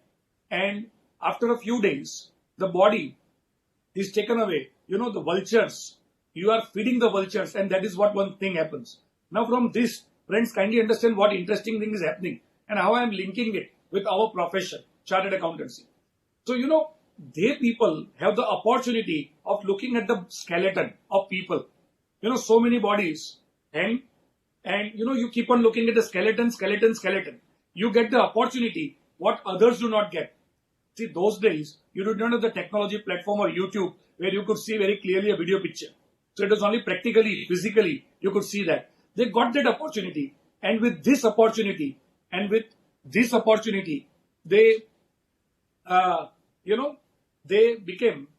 entered into this particular field, and they became doctors. More than their next generation became doctors in terms of skeleton and bone surgery or something like that. So similarly, one simple question that I have is, who has the opportunity to look into businesses and entrepreneurs? I think chartered accountants. From the time of articleship, we have a very good opportunity to look at the skeleton of business. We go for audit at various places, client side, various industries, various establishments. We get to know how the business is done. We get to know their processes. We get to know their systems. We get to know so much of information. I think that makes us potentially the best entrepreneurs. I think chartered accountants can be the best entrepreneurs. Now, one question that comes to my mind is, if you go to some good B school, say IIM Ahmedabad or ISB Hyderabad or something like that, or maybe Harvard for that sake, and you interview 50 final year students as to what they are going to plan out for future, then you will get different answers. The first might say that I want to go into real estate. The second might say that I want to start with a chain of restaurants. The third might say that I'll work for 2 to 3 years in some NBFC, and over a period of time, I want to start with NBFC. The fourth might say that I'll start a chain of beauty parlors. The fifth might say that I want to start with a different type of school. Now, my question is, when the same thing is done for 50 CA final students, then you get the answer: practice, industry, practice, industry, practice, industry. Now the question that arises is, our chartered accountancy qualification, Mithil Bhai also added the same thing, is world class. I am sure he has number of such experiences. Even I had some opportunities to present on behalf of our nation, our institute, at various parts of in the world. And I am sure about it. The way we present, we are far better than other in the similar, domain. Then what is the reason? What is preventing us? What is preventing us from looking into entrepreneurship? When other management professionals or students can look into all the 360-degree opportunities, I think our qualification cannot be a limiting thing. It should be an enabling one for becoming entrepreneurs. Well, and regarding entrepreneurship, let me give a different perspective. You know very well that there was one time India was the richest nation in the world, and that was not for a single year. That was for thousands and thousands of years. India was the richest nation. Each and every other person wanted to come in India and start business or start doing trade, whether it was English people or French or Dutch or Portuguese or say whatsoever. They all wanted to come to India. What was the reason? The reason was entrepreneurship. The reason was entrepreneurship. India was full of entrepreneurs. Even if you look at it, when you say Sone ki Lanka for Ravan, what does it mean? Does it mean physical gold? No. It also means, it actually meant that Ravan had facilitated entrepreneurship. Strategically the way Sri Lanka was located, they had the opportunity for international business, entrepreneurship. And same way, why is it so? United States in a very less time, I don't think it has US has a very, very long history. US has a very, maybe limited history of some 200, 300 years. That's it. Then how it developed like this? Because the entrepreneurship was promoted very well in US. Similarly, these days, we are talking about the issue of China with Hong Kong. Hong Kong was once a part of China. The China had communist strategy or philosophy and not that much supporting entrepreneurs. But UK took up Hong Kong, and you can just see within a few decades how it was converted totally. And that is how China realized where they should move us, what should be the direction. So anyways, I know very well a number of chartered accountants have taken to entrepreneurship, and they are doing fantastically well, wonderfully well. There have been chartered accountants into real estates, into software. Recently in Gujarat, 3 chartered accountants combinedly produced a film, and that film got a number of national awards. So I think chartered accountants can, go into a number of areas. 360-degree look can be made. Now, one major question is, what stops us from becoming entrepreneurs? Well, first and foremost thing is vision. I'll put it in a very simple term. If one person is born in a family where everybody is vegetarian in terms of food habits, in the entire area, you find everybody vegetarian, then by default, he tends to think that vegetarian food is good, and when he grows up, he'll become a vegetarian. Now take an example of another person who is born in such a place where virtually everyone eats non-vegetarian. So, he also would tend to become a non-vegetarian. I'm not on whether this is good or that is good. I'm just talking about human psychology. Whatever we keep on continuously looking at, we naturally tend to become like that. Now in articleship, when most of our students would work into income tax and audit, and of course now GST. So they will just keep on looking at income tax, audit and GST. So many of the students, they feel that we can only work into this area. Because you keep on continuously watching the same thing. So you also confine yourself to a few things. I think this series of program is really a very, very good initiative of PDC, where, we are telling the chartered accountants, they have great potential. Many of the chartered accountants, they can easily switch over to new fields. They can add new verticals, new domains in their practices. But many times, you require a spark, and this program might give that particular spark. So one is vision. While in articleship, suppose I am regularly looking at income tax and audit. So naturally, I also grow up as a chartered accountant to enter into the same fields. Another reason, what I believe, why we don't look into entrepreneurship is, that is, too much of calculations. We do too much of calculation. We think a lot and we do not immediately jump into, while many other people, they would jump into entrepreneurship. We are so cautious, and we can say that our risk appetite maybe has reduced, or we are risk averse because we have read too much of prudence, the concept of prudence or conservatism, which does not allow many a times us to become entrepreneurs. So this is what, we have the great potential, but maybe these are the reasons we are not going into entrepreneurship. Now the question is, what is entrepreneurship?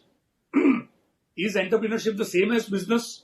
I'm not going to go into technical difference or like that, but entrepreneurship is beyond business. Maybe business is about buying and selling and producing and distributing or something like that. Entrepreneurship is much bigger than that and much beautiful than that. It is about value creation. It is about value creation. Entrepreneurship is where you create value in the businesses and in the lives of people. That is entrepreneurship. And I think that is very beautiful. Similarly, it is about solving problems. It is about solving problems. If you listen to some of the great entrepreneurs across the globe, particularly in the US, you find many people who speak out on this particular topic. You find that they make a statement that look at the problems faced by many, many people. And if you can offer a solution to that, then you will enrich their life, and in turn you will get a legitimate return. And that is what is entrepreneurship. So entrepreneurship is about satisfying the needs of people. And entrepreneurship is not only about profiteering, it is about profiting. That is, add value to the lives of others and in return get some share. Entrepreneurship is more about creativity, about innovation, about passion. Now, why we are talking about entrepreneurship? Why we are talking about it? It's very important. Today it is the time of disruption, disruptive business models. Friends, just imagine a situation. Just imagine a situation. All of a sudden Zomato comes up. All of a sudden different type of businesses come up. Tomorrow, some very big funded company in US comes up in India and starts working and providing certain type of services like, filing of income tax return or many other things, maybe free of charge or at very concessional rates. It might be possible. If they can give you free of charge YouTube or Facebook or Instagram, they may give such type of things also. So we have to think about it. Such type of things may happen. And at that point of time, if our practices suffer, then we cannot blame anybody else. It's a complete market. We adopted the market economy. Everybody plays his own game. It is up to us how to upskill ourselves and upscale ourselves. Now, when you talk about entrepreneurship, even in practice, you are an entrepreneur. Practice is also another form of entrepreneurship.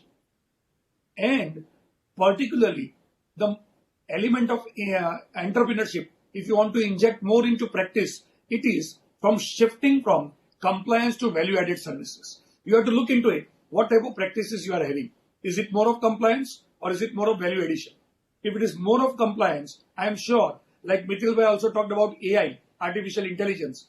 AI is going to take away too much of your practice in terms of compliance in the days to come.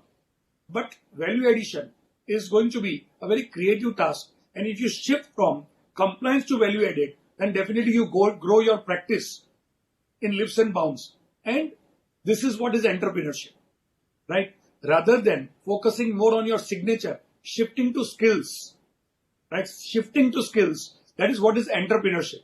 Rather than moving from, focusing more on the assignments which you are getting because of government, maybe bank audit, maybe tax audit. This is because government has mandated it. Moving from government based to market driven work, that is entrepreneurship. Rather than becoming a cost center, becoming a profit center for your client is what is entrepreneurship. And in the days to come, we'll have to see to it. We have to shift from a client vendor relation to partnering P or partnering pie relationship. That's a very important thing. And of course, within the framework of code of ethics, we have to do all these things. So this is where entrepreneurship comes up. Friends, why one should go into entrepreneurship? What is the reason we must go for it? So the basic difference between a professional and an entrepreneur. Of course, a professional can also be an entrepreneur. Kindly do understand. But what happens? A doctor only earns when he actually operates, and only till he continues his practice, not thereafter. A lawyer would earn only for the arguments he makes in the court and the representations, right? Once he stops his practice, his earning would stop. Similarly is the case with chartered accountant.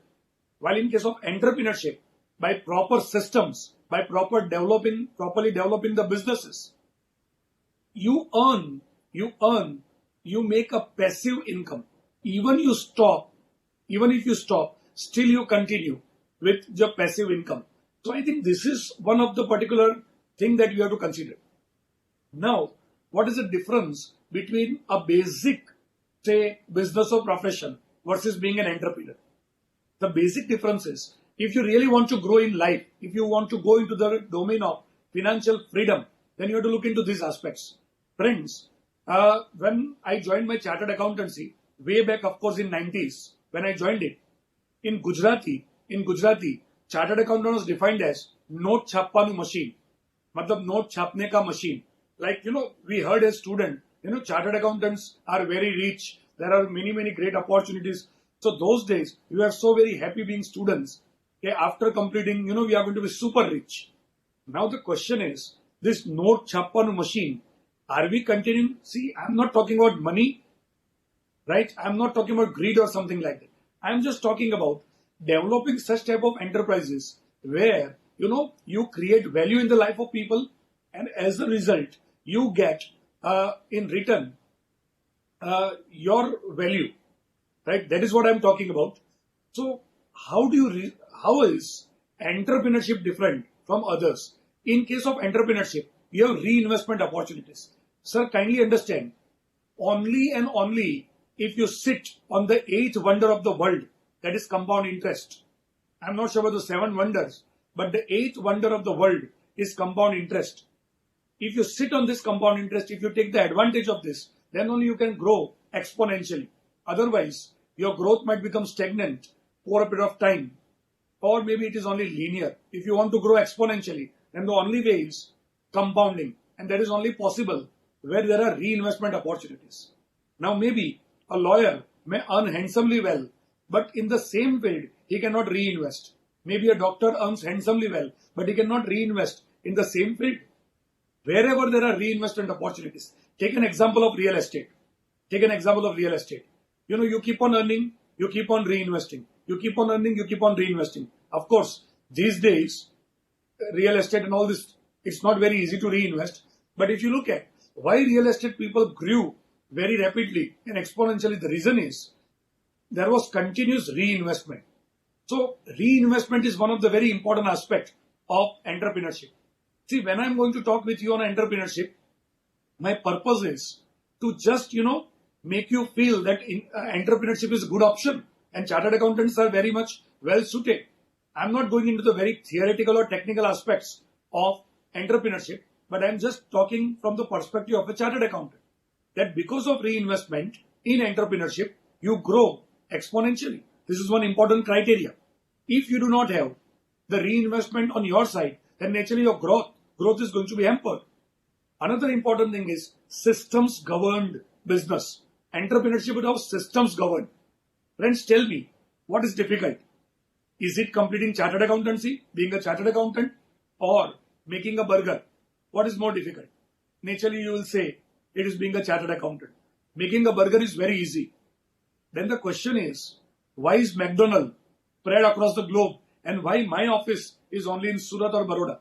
Why I have not expanded beyond the limit? So here comes the issue about entrepreneurship. Systems governed. McDonald's does not sell burger. Mind well. It is about systems. It is about systems. If it was only about burger, then maybe all other people producing burgers would also rule the world. Well, I'm not a McDonald's friend anyway. I'm just trying to say, just understand this fact. Systems. If your businesses are developed around systems, then you grow in terms of, everything. Geographical growth is very high. Similarly, in business growth also you are quite good. And because of the systems, Next, an important thing comes delegation. Next, an important comes delegation. Friends, tell me one thing. Like today, I have nearly completed 25 years of my chartered accountancy. Even after my 25 years of practice as a chartered accountant, if I have to keep on picking up phones on my own for small and petty things, am I an entrepreneur? Probably not. Probably not. There has to be delegation. Unless you delegate, you do not have the strategic time to move beyond one particular area. You know, it's very, very essential delegation. Entrepreneurship is about delegating. Delegate all the routine things which are not that strategically important, so that you become more and more free to find out the new avenues and new strategy for growth. So entrepreneurship is about delegation, and delegation provides you replicating models. If your business is systems governed, if there is delegation, then it is replicable model.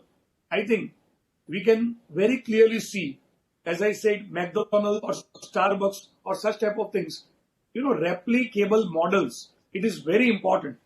I might be very knowledgeable chartered accountant, but if I'm just working in a particular city, say Surat, then my growth is limited. My model is not replicable. If my model is not replicable, then of course I'm confining myself geographically or maybe in some other terms, because time is limitation. I have only 24 hours. Another very important thing about entrepreneurship these days is about creating brands. Creating brands. Friends, let us understand. Brands is something very, very crucial. If you go to Japan, you come to know, after interacting with a few Japanese while I was in Japan, I realized that they said that our children do not purchase something unless they recognize the brand. So branding is too very important. For instance, I don't understand which jeans, which denims are good in terms of quality. But by way of branding, I like the brand of Levi's. So I purchase Levi's jeans. Similarly, I don't understand the quality of shoes very well. But by branding, I know Nike and I purchase Nike shoes. So entrepreneurs focus more on branding. And when there is branding, there is the element of differentiation. And there is a beautiful book. If you get an opportunity, kindly read it. It is known as Differentiate or Die. Differentiate or Die by Jack Trout. Friends, what happens? Whenever the products are homogeneous, you cannot get a premium. If your products are homogeneous, there will be undercutting. There will be too much a cutthroat competition. And we have to think about it. Whether in our practice, even though we have different skills, in the eyes of our clients, are we homogeneous or heterogeneous? What is the percentage of homogeneity or heterogeneity? This is a very crucial thing. This is a very, very crucial thing. While I was attending to one of the programs at Harvard, the speaker said that if you want to know one mantra for next 50 years of business, then one mantra is differentiate or die. Differentiate or die. That is about branding. So entrepreneurship is very much about creating brands, creating very strong brands, which can go for a very long period of time. Right? Next is about global perspectives. Entrepreneurship is about, global perspectives. And one very crucial thing in entrepreneurship is, your revenues. You must plan out that your revenues. See, I am talking from the perspective of a chartered accountant. Right? I am just talking to you. What I have noted. I have interacted with a number of clients, number of business houses, and from that, what I could learn, I am just sharing with you. That is, your revenues beating inflation. Friends, while I was in articleship, I am talking about 25 years back. If my boss was charging X amount for filing income tax return, unfortunately today, that X has become only 2X or 3X. While if you look at the property prices, they have grown up by 100 times, 200 times. The stock market has grown up like anything. But the fees from X has come to 2X or 3X. I think this clearly shows that in terms of real income, we have gone down. We have not been in a position to beat inflation.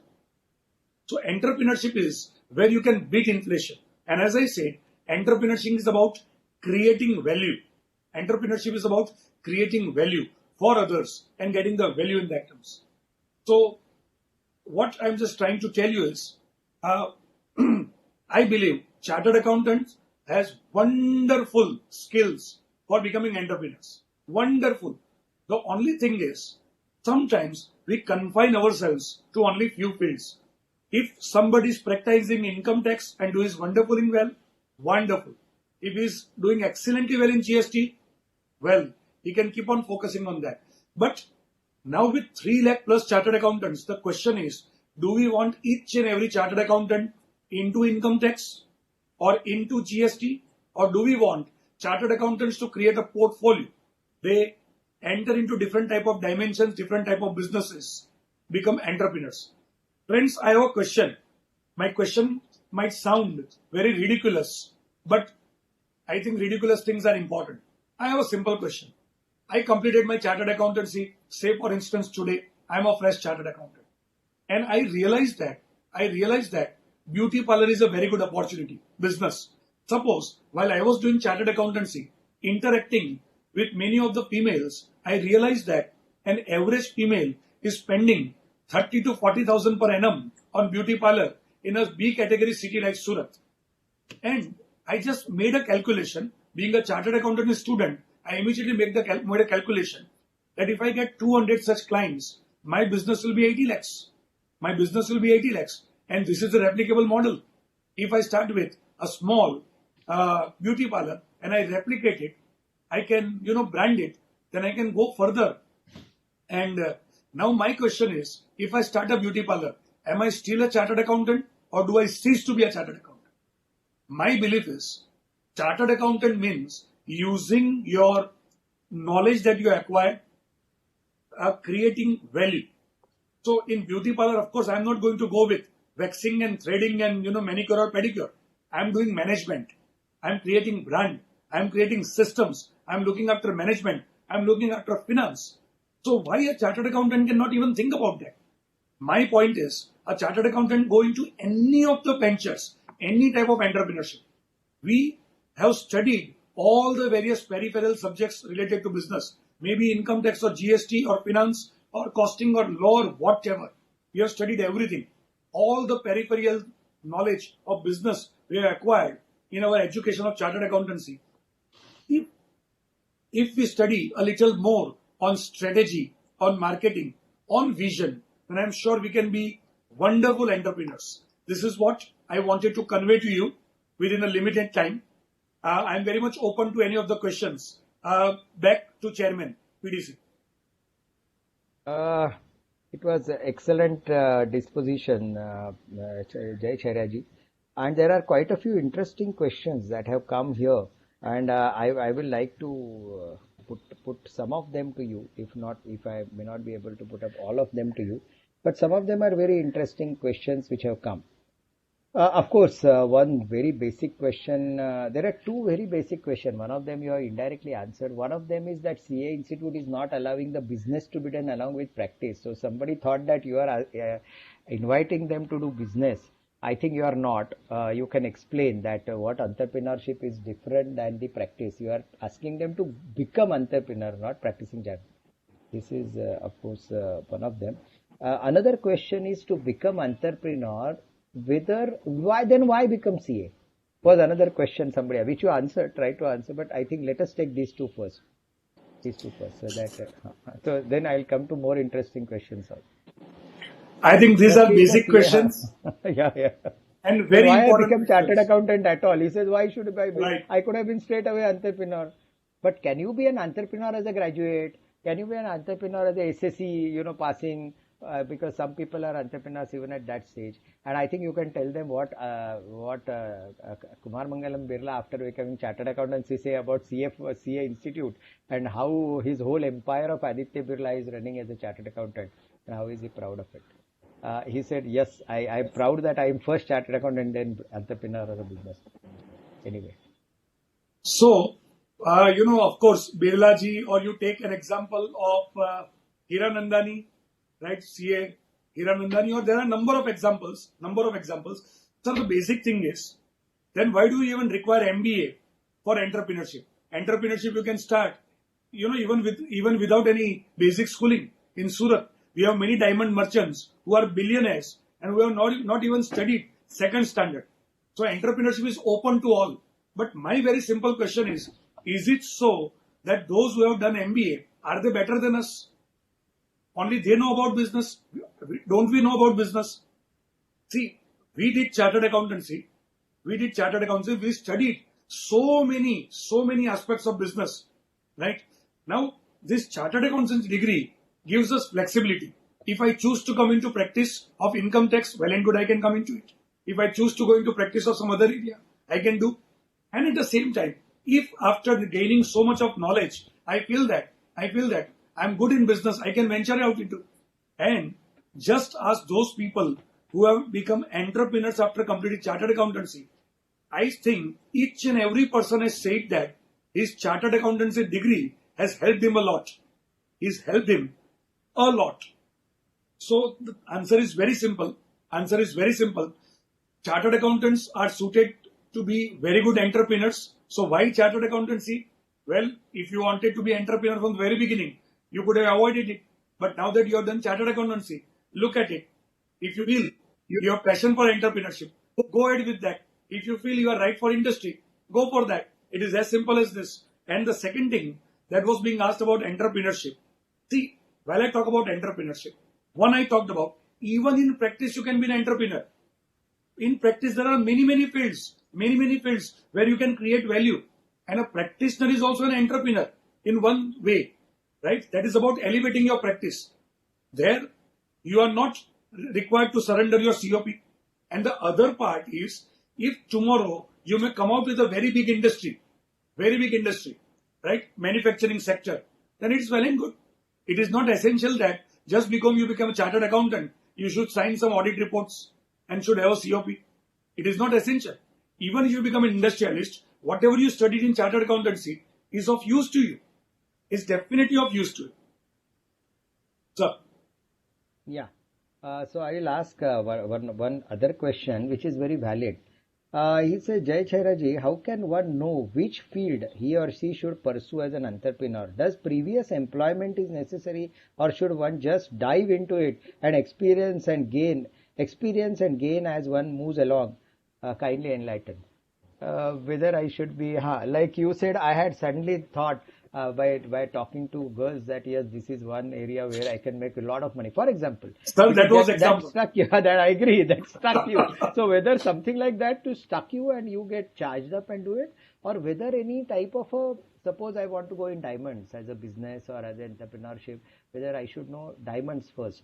Probably answer is yes. You can guide us on that. That first of all, I should be attracted to what in entrepreneurship, and secondly, how I gear up for that work because entrepreneurship is also a way of working. So how I gear up is your guidance is required by the members of this. Entrepreneurship is more about observation. It is not so that after completing your qualification or after your studies, you wake up all of a sudden. You are sleeping for first 25 years of your life and all of a sudden you wake up. That is not the case. Right from the childhood, you have observed so many things around you. And from that, you can make out what are the various options, what are the various business opportunities. With changing times, the new opportunities keep on coming up. Those who have very good observation power, they can pick up what entrepreneurship is good for you. For instance, I am giving some live example from my own city, Surat. One particular chartered accountant, he saw that in terms of building material, the same age-old technology of bricks is going on.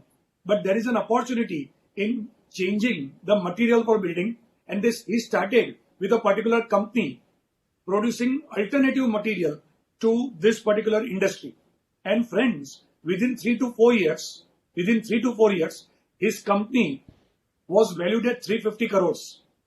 And I have been told that Mr. Junjunwala, who is a big investor in India, known as Warren Buffett of India, and also happens to be a chartered accountant, he purchased 30% stake. So how did this chartered accountant come to know he should go into this business? He observed this particular thing, and from observation, he could make out that this is the right choice. I'll give another example. A few years back, another chartered accountant observed that solar power is the future.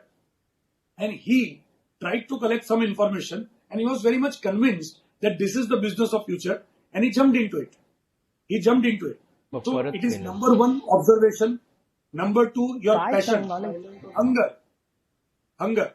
I think these are some 2-3 elements which are very, very important for becoming an entrepreneur. Yes, sir. Yes, sir. I'll ask you the next question. This was good. This was, you said that we are risk averse as chartered accountant. And secondly, it is observed by one of the participants that we are negative also, because we are in audit field and trying to only find mistakes of other person. So I am afraid, first of all, you will find my mistake when I become entrepreneur, and suppose I fail as an entrepreneur. You said you should have known in far before. Somebody else will find out mistake, in me, what I do, etc. So this negativity on one side and risk aversion, because I see the problems of other people, I get affected and say that, these are so much risk these businessmen are taking.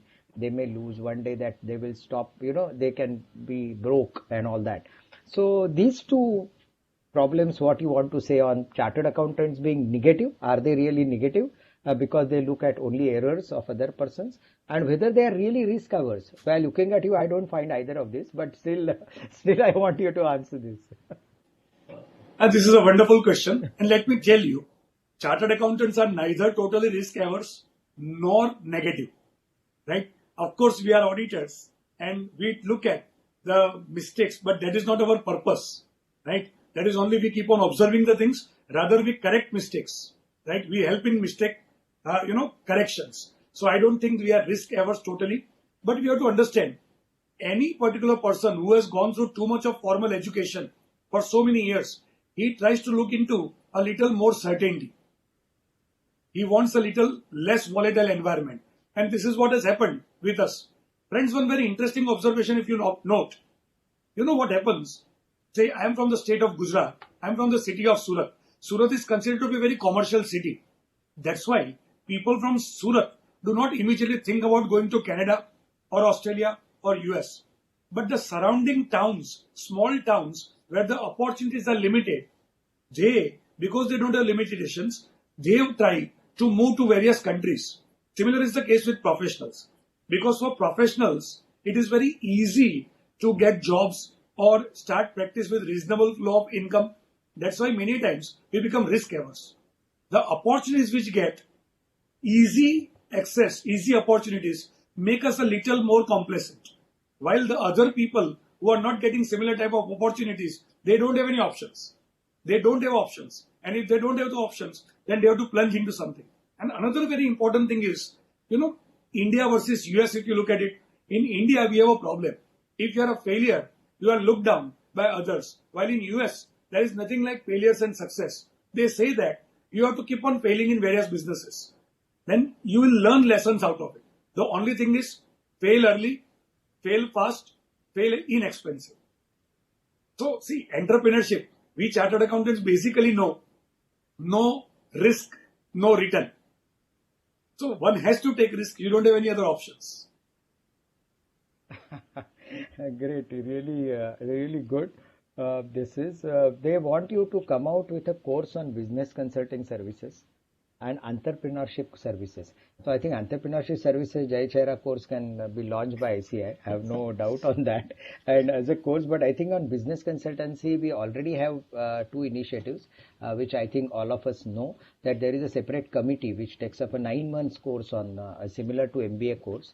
Which is a 9 months course. In Mumbai, it runs at least once a year, maybe twice a year also, but other cities also it can be run. It is in physical mode, most of it. Now it can be converted into partially physical and partially, because no MBA course can be all total online. You need to be presenter, you need to go to the people, you should know. But at least it can be partially converted. Say 9 months course can be converted into 5 months of online training. Rest later on after COVID we can meet and complete. But such a course, and also another thing I like to tell the members, that we have signed agreement with IIM Ahmedabad and also with IIM Jammu. And both of them we have required, and they already had run courses for us, chartered accountants. It's a high value course, but 4.5 lakhs or something for 7 days. But those who did it for 8 days, those who did it are absolutely saying it's absolutely fantastic. And of course, you can't be with 2 years MBA, it can't be matched with that. But in any case, it is a fantastic course. So we have requested as PD committee, we have requested them this year, and Jay Chera being immediate past chairman of PDC knows it, that we have requested them to convert it into virtual course in the coming days. So these both of them have agreed. I am Ahmedabad and I am Jammu, with which the agreements were signed when he was the chairman. In any case, he knows that. And those courses are being converted into e-courses and the online courses, and I think all of us will substantially benefit. But business consulting, otherwise, we have this 9 months course already there with the institute, which we can take help of. If there is a certificate course on entrepreneurship, do you think such a course should be started by ICAI, and you feel that something can be worked out in which committee, or whether PDC should do it or any other committee you think of can teach us, say, business? We have a committee on members in practice and business, for example. That, and do you feel any course content can be thought of? This is offline, you need not answer it right now. Then you said about passive income, etc., that we already talked about. Then can practicing CA get engaged in imparting HR human solutions as a proprietor and in a partnership in a non-CA profession? I think what you are talking about is if you want to take up HR, the employment is allowed as far as CAs are concerned. We can employ for our clients. We can make employment, even advertise for that. But other thing, if we want to do in HR, then probably I will have to leave my COP and do it. He says that your views on practicing for 2 years, gain knowledge on various type of business and decide to start. We have already answered this, that no such thing is required, or you can always use your knowledge everywhere. If you have an idea, guidance on how to venture into entrepreneurship, what is the first step? And how Dhirubhai became an entrepreneur without even passing a single exam. That's what he has asked. I think you, without taking names, I think people are blunt in asking as to how. You already said somebody in Surat who is not second standard also became an entrepreneur and got billions of rupees. So not that it is impossible, but since you have done CA, why not use CA knowledge in everything that you do? He said many times so many factors like marketing, government policy, environment are also affecting entrepreneurship. Then how we resolve it? Your focus was how a CA can be entrepreneur. These challenges, I think, marketing, government policy, environment is already there in every entrepreneurship. Even for a CA, maybe some challenges are there. Government policy changes, say for example, from 40 lakhs to now 5 crores for doing audits, in tax audits or GST audits. So this is a change in government policy, and it affects me as an entrepreneur or a businessman. So in any case, I think it is for all of us. Name the book Jay referred to. Any book you referred just now? Yeah, I just referred to one book by Jack Trout, Differentiate or Die. It's a must read for any chartered accountant. I believe so. Yeah, so they want Differentiate or Die.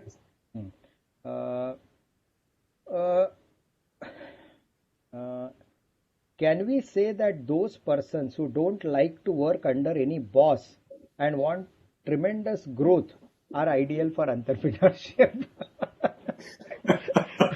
Sir, that means is the independence of mind. I would read it this way. Forget boss. Independence of mind is the first trigger to entrepreneurship. I would put it positively. How to become? If you are working in a company, sir, if you are working in a company, you have one boss. If you are into entrepreneurship, you have many bosses, because your clients are your bosses actually.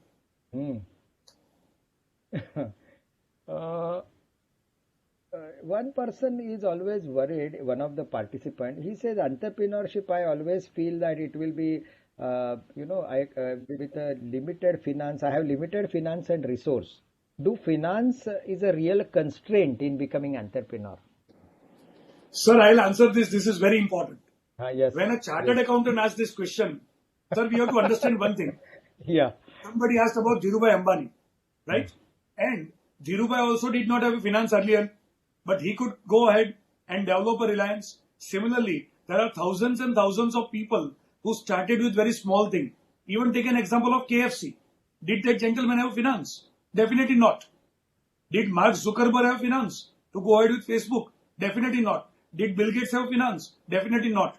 If those people who are uneducated, they can grow in spite of the fact they did not have finance. We are chartered accountants, people of finance. We arrange for finance for our clients. And can finance be a constraint for us? That's a question mark. Okay, great. One of the person is asking a book we have said.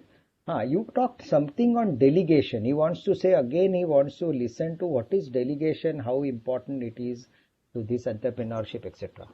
How delegation, you talked about delegation and how that syncs with entrepreneurship as a subject. Sir, a number of questions are asked. I'll very quickly touch up a few things. Somebody asked about government policy, marketing, this, that, this is a part of entrepreneurship. So my answer to it is, as a chartered accountant, you are good with income tax. As a chartered accountant, you are good with accounts, many other aspects. Maybe if you are not good with marketing or strategy, you have to definitely improve on that. Suppose you have a cricket team with very good bowling side and batting side and not fielding side. What will you do? You will improve on fielding. You will not leave cricket because of that. So if you want to be an entrepreneur, you have to be ready to learn new things. It is as simple as this. Another question that you are asking about, whether a course should be started. Well, my belief is, in most of the B schools, it is not a faculty who is just keeping on telling something and students noting it. That is not the right way of creating entrepreneurs. In most of the B schools, it is the interaction amongst the participants, their analysis and the group discussion which creates entrepreneurship spirit. So if and only if such type of things can be created, then only we should do it. Otherwise, we should not venture out into these things.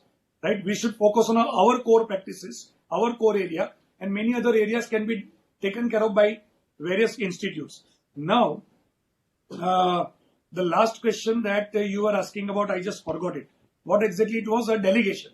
So regarding delegation is too important whether you become an entrepreneur or into practice or anything. Delegation is utmost essential. You have to look into the aspect, what are the core areas, what are the non-core areas? What are the areas which you have to do? What are the areas which you can delegate? Delegation is not dumping. You cannot straight away dump something on others. But you have to see that if something is very repetitive in nature, why do you want your time to be spent on such type of routine things? Right? It is very important. Sir, one very important thing is, even after 20 years of your business or practice, if you are into, each and every small things regarding your office, then you are not an entrepreneur, you are self-employed. There is a difference between an entrepreneur and self-employed. An entrepreneur has too much of time at his disposal. He does not involve himself in the day-to-day routine things. He would delegate it. Only following the principle of management by exception, he will involve himself into such type of areas. Otherwise, his focus will be always on the core areas, on the important aspects, strategic things, so that he keeps on creating new ideas for growth. So delegation is utmost important if you want to grow in your life, whether in practice or entrepreneurship. Great, Jai Charaji. Before we close, the last very important question, and that is where the lecture would end probably, or a guidance would end. What is the first step to be an entrepreneur? Everybody is charged up saying, yes, I want to be. What do you feel is the first step towards this particular thing, that yes, I want to be entrepreneur and I want to be greatly successful. Everybody wants to be successful. So what you feel is the first thing I should do in that? Is it, I would put the question like this. Is it something physical like collecting money? Is it something physical like getting friends in that business? It is like something physical like learning that particular trade? Or is it something mental that I need something to do with my internal working within me to say I need to be more strong, I need to be positive. So many things we said about this. So what is the first step towards becoming entrepreneurship is the question.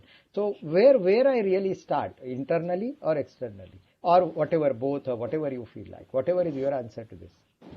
Sir, this is the most crucial aspect. Yeah, it's a very critical aspect of the what happens, just by listening to entrepreneurship or just reading a book on entrepreneurship, one does not become an entrepreneur. it is the urge. It is the urge within. When you have an urge, when your urge will come up, your urge should not be artificial. As I said, maybe you listen to some motivational speaker on YouTube on entrepreneurship and you jump into it. That would be a blunder. But once again, if you are very good at observation, then you might observe some very good opportunity.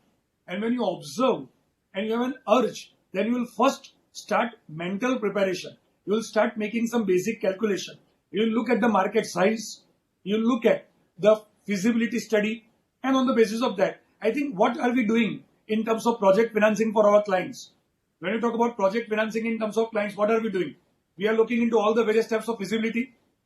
Similar is the case. What we are doing for the clients, we are going to do for us. And that is the first step. And if we find that the idea that we have is really workable, there is a feasibility, then we can go to the next stage.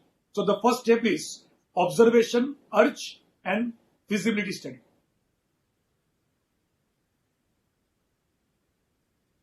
Yes, Jai Bhai. This was, of course, a wonderful session. I think, sir, Mithil Bhai is also there. You made him wait. So maybe there might be some questions for Mithil Bhai. Yeah, there are, but we have little exceeded time. There is one question I'll take up for Mithil Bhai also, because they have, of course, one thing they are repeatedly asking is about the various softwares that someone can use. But apart from that, there was one more question. Just give me a minute. On the before you started speaking, there is a question that came in just at the end of his speech. 1 minute. Mithil Bhai, are you there? Mithil Bhai, can you become live? Yes. Mithil ji, there is a question. There is a question from a small practitioner. He says that I want to do whatever you are saying, but problem is who will pay for the cost? My clients, there are two issues he is having. One is his clients are very small. So he says they will not pay. And second is they being small, they are not digitally graded, for them to be having, my office is very highly digital or virtual, but they are too small and they are only working in physical terms. How this kind of, in India, the queries feel that this is a more, for smaller practitioner, this is more of a common thing to happen. So how we really solve this for a small practitioner? So what we have done... Sir, whether small practitioner should go at all digital is the real question to you. Okay, bolo. So what we have done, at our level, when we have done a digital process ourselves, we have now... Noise coming. Hello. All of us will put on mute so you can be heard. Yeah. Hello. You can say. Is that better? Now you are audible. So what we have done is that, since one of our companies is a part of some, they are working for some international group of firms. Essentially, what we have done is that we have made this virtual transformation for global companies as an area of practice now. So we kind of read Jai Bhai's mind earlier and we started doing this. We did for ourselves and we said, now let us transform this into our area of practice. So when we had some international conference about 15 days back on Zoom, I kind of bounced this idea off to another 200 such, legal firms, CPA firms globally. And they said, fantastic, we will engage with us for the purpose of replicating this for themselves and for their clients. So the question that, now I'm trying to answer to our, very small firm is that, again, small firm, the costs of IT today are very, very commoditized and very competitive. So you can actually get it done at a very, very low price. 1. 2. Along with this, it's like Tally ERP 9.2 or 9. When it came, it has a real-time access for the client also and for us also, right? Now that real-time access has a cost which has to be shared between the client and us, an auditor, where actually virtually we could access their data on a real-time basis by entering a password from our office. So on a similar lines, I'm not saying so let's say if the small enterprise has a cost of 50,000 rupees, and let us say he has 20 clients conservatively, I would say he should say, let me ask the client, I will take you a cost of 2,000 rupees per client to see that within my framework, I will also try to get you virtual. Once he will taste, it's like ek baar sher ne khoon chak liya, then he is going to spend you next year 5,000 rupees because this is a recurring cost. He is going to spend you more money, and that's where you have to make money. But you have to get him engaged, the client to engage, even if it means, so it's like getting your subscriber. So if again you go by the entrepreneurship model, it's like getting your subscriber with you. Get your subscriber, get your client, use your captive client to be with you, be it at 2,000 rupees, 3,000 rupees or 4,000 rupees. Get him to be with you. The rest we have to invest. That is one aspect. In regard to the list of softwares and applications, I will just read them out. So there is Microsoft Project and Portfolio, Microsoft Projects, which I referred earlier, and portfolio management software. Then there is a Smart Sheet software. Then there is Basecamp. Then there is Teamwork application. Then there is Wrike, WRIKE. Then there is Asana. Then there is Trello. Some of these are listed in my presentation. So when you circulate it to the present participants, you'll get it. So these are also some of the applications available. See, now the problem is you do not have a task management and a docu management application combined together, which is available. You have either a project management application of Microsoft, which doesn't take care of your docu management. So for a docu management, you need to take another application. So you need an integrated application for task and docu management. Okay. Because you need to maintain logs of your docu management and you need to maintain logs of your tasks. Because I need to know who has changed my audit report, the 3 versions, first version, second version, third version. I need to have a trail of that from my junior to my senior most person. Correct? So, and these are not expensive at all. These are purely nowadays available at, 500 rupees per month on a user subscriber basis. So if you don't want to use it after 3 months, stop using it. But you have to jump in. And also there are free trial versions available for like Zoom. You have a 45-minute free, but you have a $15 paid version. So for those of us who want to use a secure line, we are using $15 paid version of Zoom. And not the 45-minute free version, because free version, they have the right to take your data. Right, sir. Thanks a lot. For both of you, I would say that some of us, listeners, for both of you, feel that this cannot be done. I feel, arey baapre, how I'll do my office virtual? Or when listening to Jay, I'm charged up, but I'm with you also. But I say, doing digital looks very nice, but can I do it? When I listen to Jay, I say whether I can really be entrepreneur. I want to be that. There is a saying in English. When someone tells you that it cannot be done, that is their limitation, not yours. I think if you can listen to that, I think all of us will be happy to say that yes, I'll be entrepreneur. Yes, I'm with digital, whatever. With that, I'll just end it. I'll ask Prakash Sharma ji, Vice Chairman of PD Committee, to give a well-deserved vote of thanks. Mithil sir and Jaya bhai, it was really a fantastic session, and I'm very much happy for one reason, friends, that a few days back there was some in our meeting, one of our Central Council member was mentioning that 72% practicing chartered accountants are individual, and Mithil bhai, he was mentioning that how even a one-man army can also work from home by saving his time, and the right way you mentioned that different softwares can work in a very good way. You explained even how physical verification of stock and fixed assets can be done, and importance of data, even how it can be saved by VPN and scanned also. Friends, different software, no doubt, which Mithil bhai have mentioned that it is very, very cheap. If you see cost benefit, if we analyze, definitely there is a big difference. We can very well do. And the most important thing that for staff, if you want to know their performance. There are so many softwares by which you can very well you can assess their performance, how they are doing. Even our examiners who are now going to check the copies of our students, we will be using the software by which we will be knowing that on which question, how much time he has spent, how he has done. Everything will be done by software. So the things, the way it is moving, totally it will be within 1 or 2 years will be totally different. Although we have already landed in that area, but it will take time to realize that we have now landed in that area by force of COVID or whatever it is, which we could have done in 2 to 3 years, but we have already landed up in that.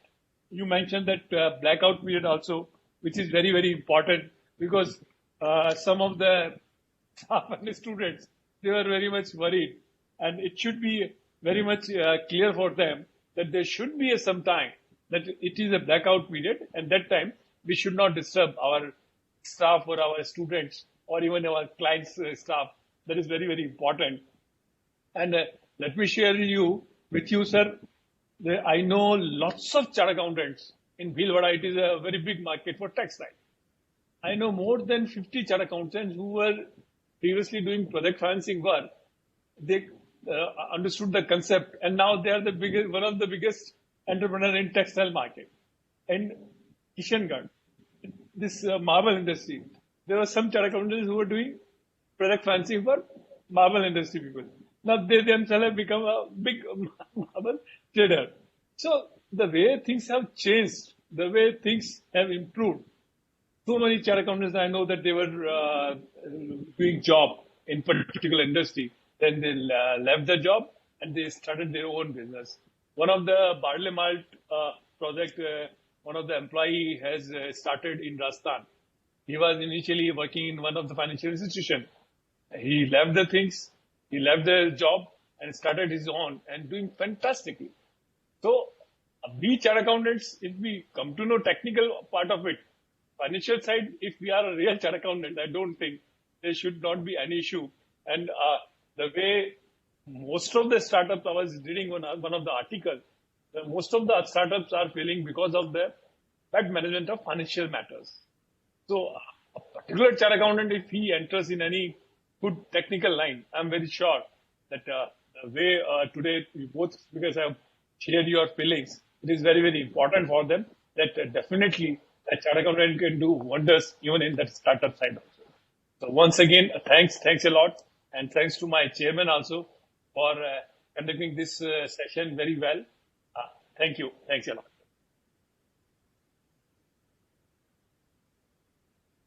Chairman sir, आपका mute हटाइए पहले. Yeah. Thank you all. Thank you participant. Thank you Vice Chairman sir for giving a nice sum up. And let us meet again. For all the participants, we'll meet again. Thank you. Thanks a lot. Good day.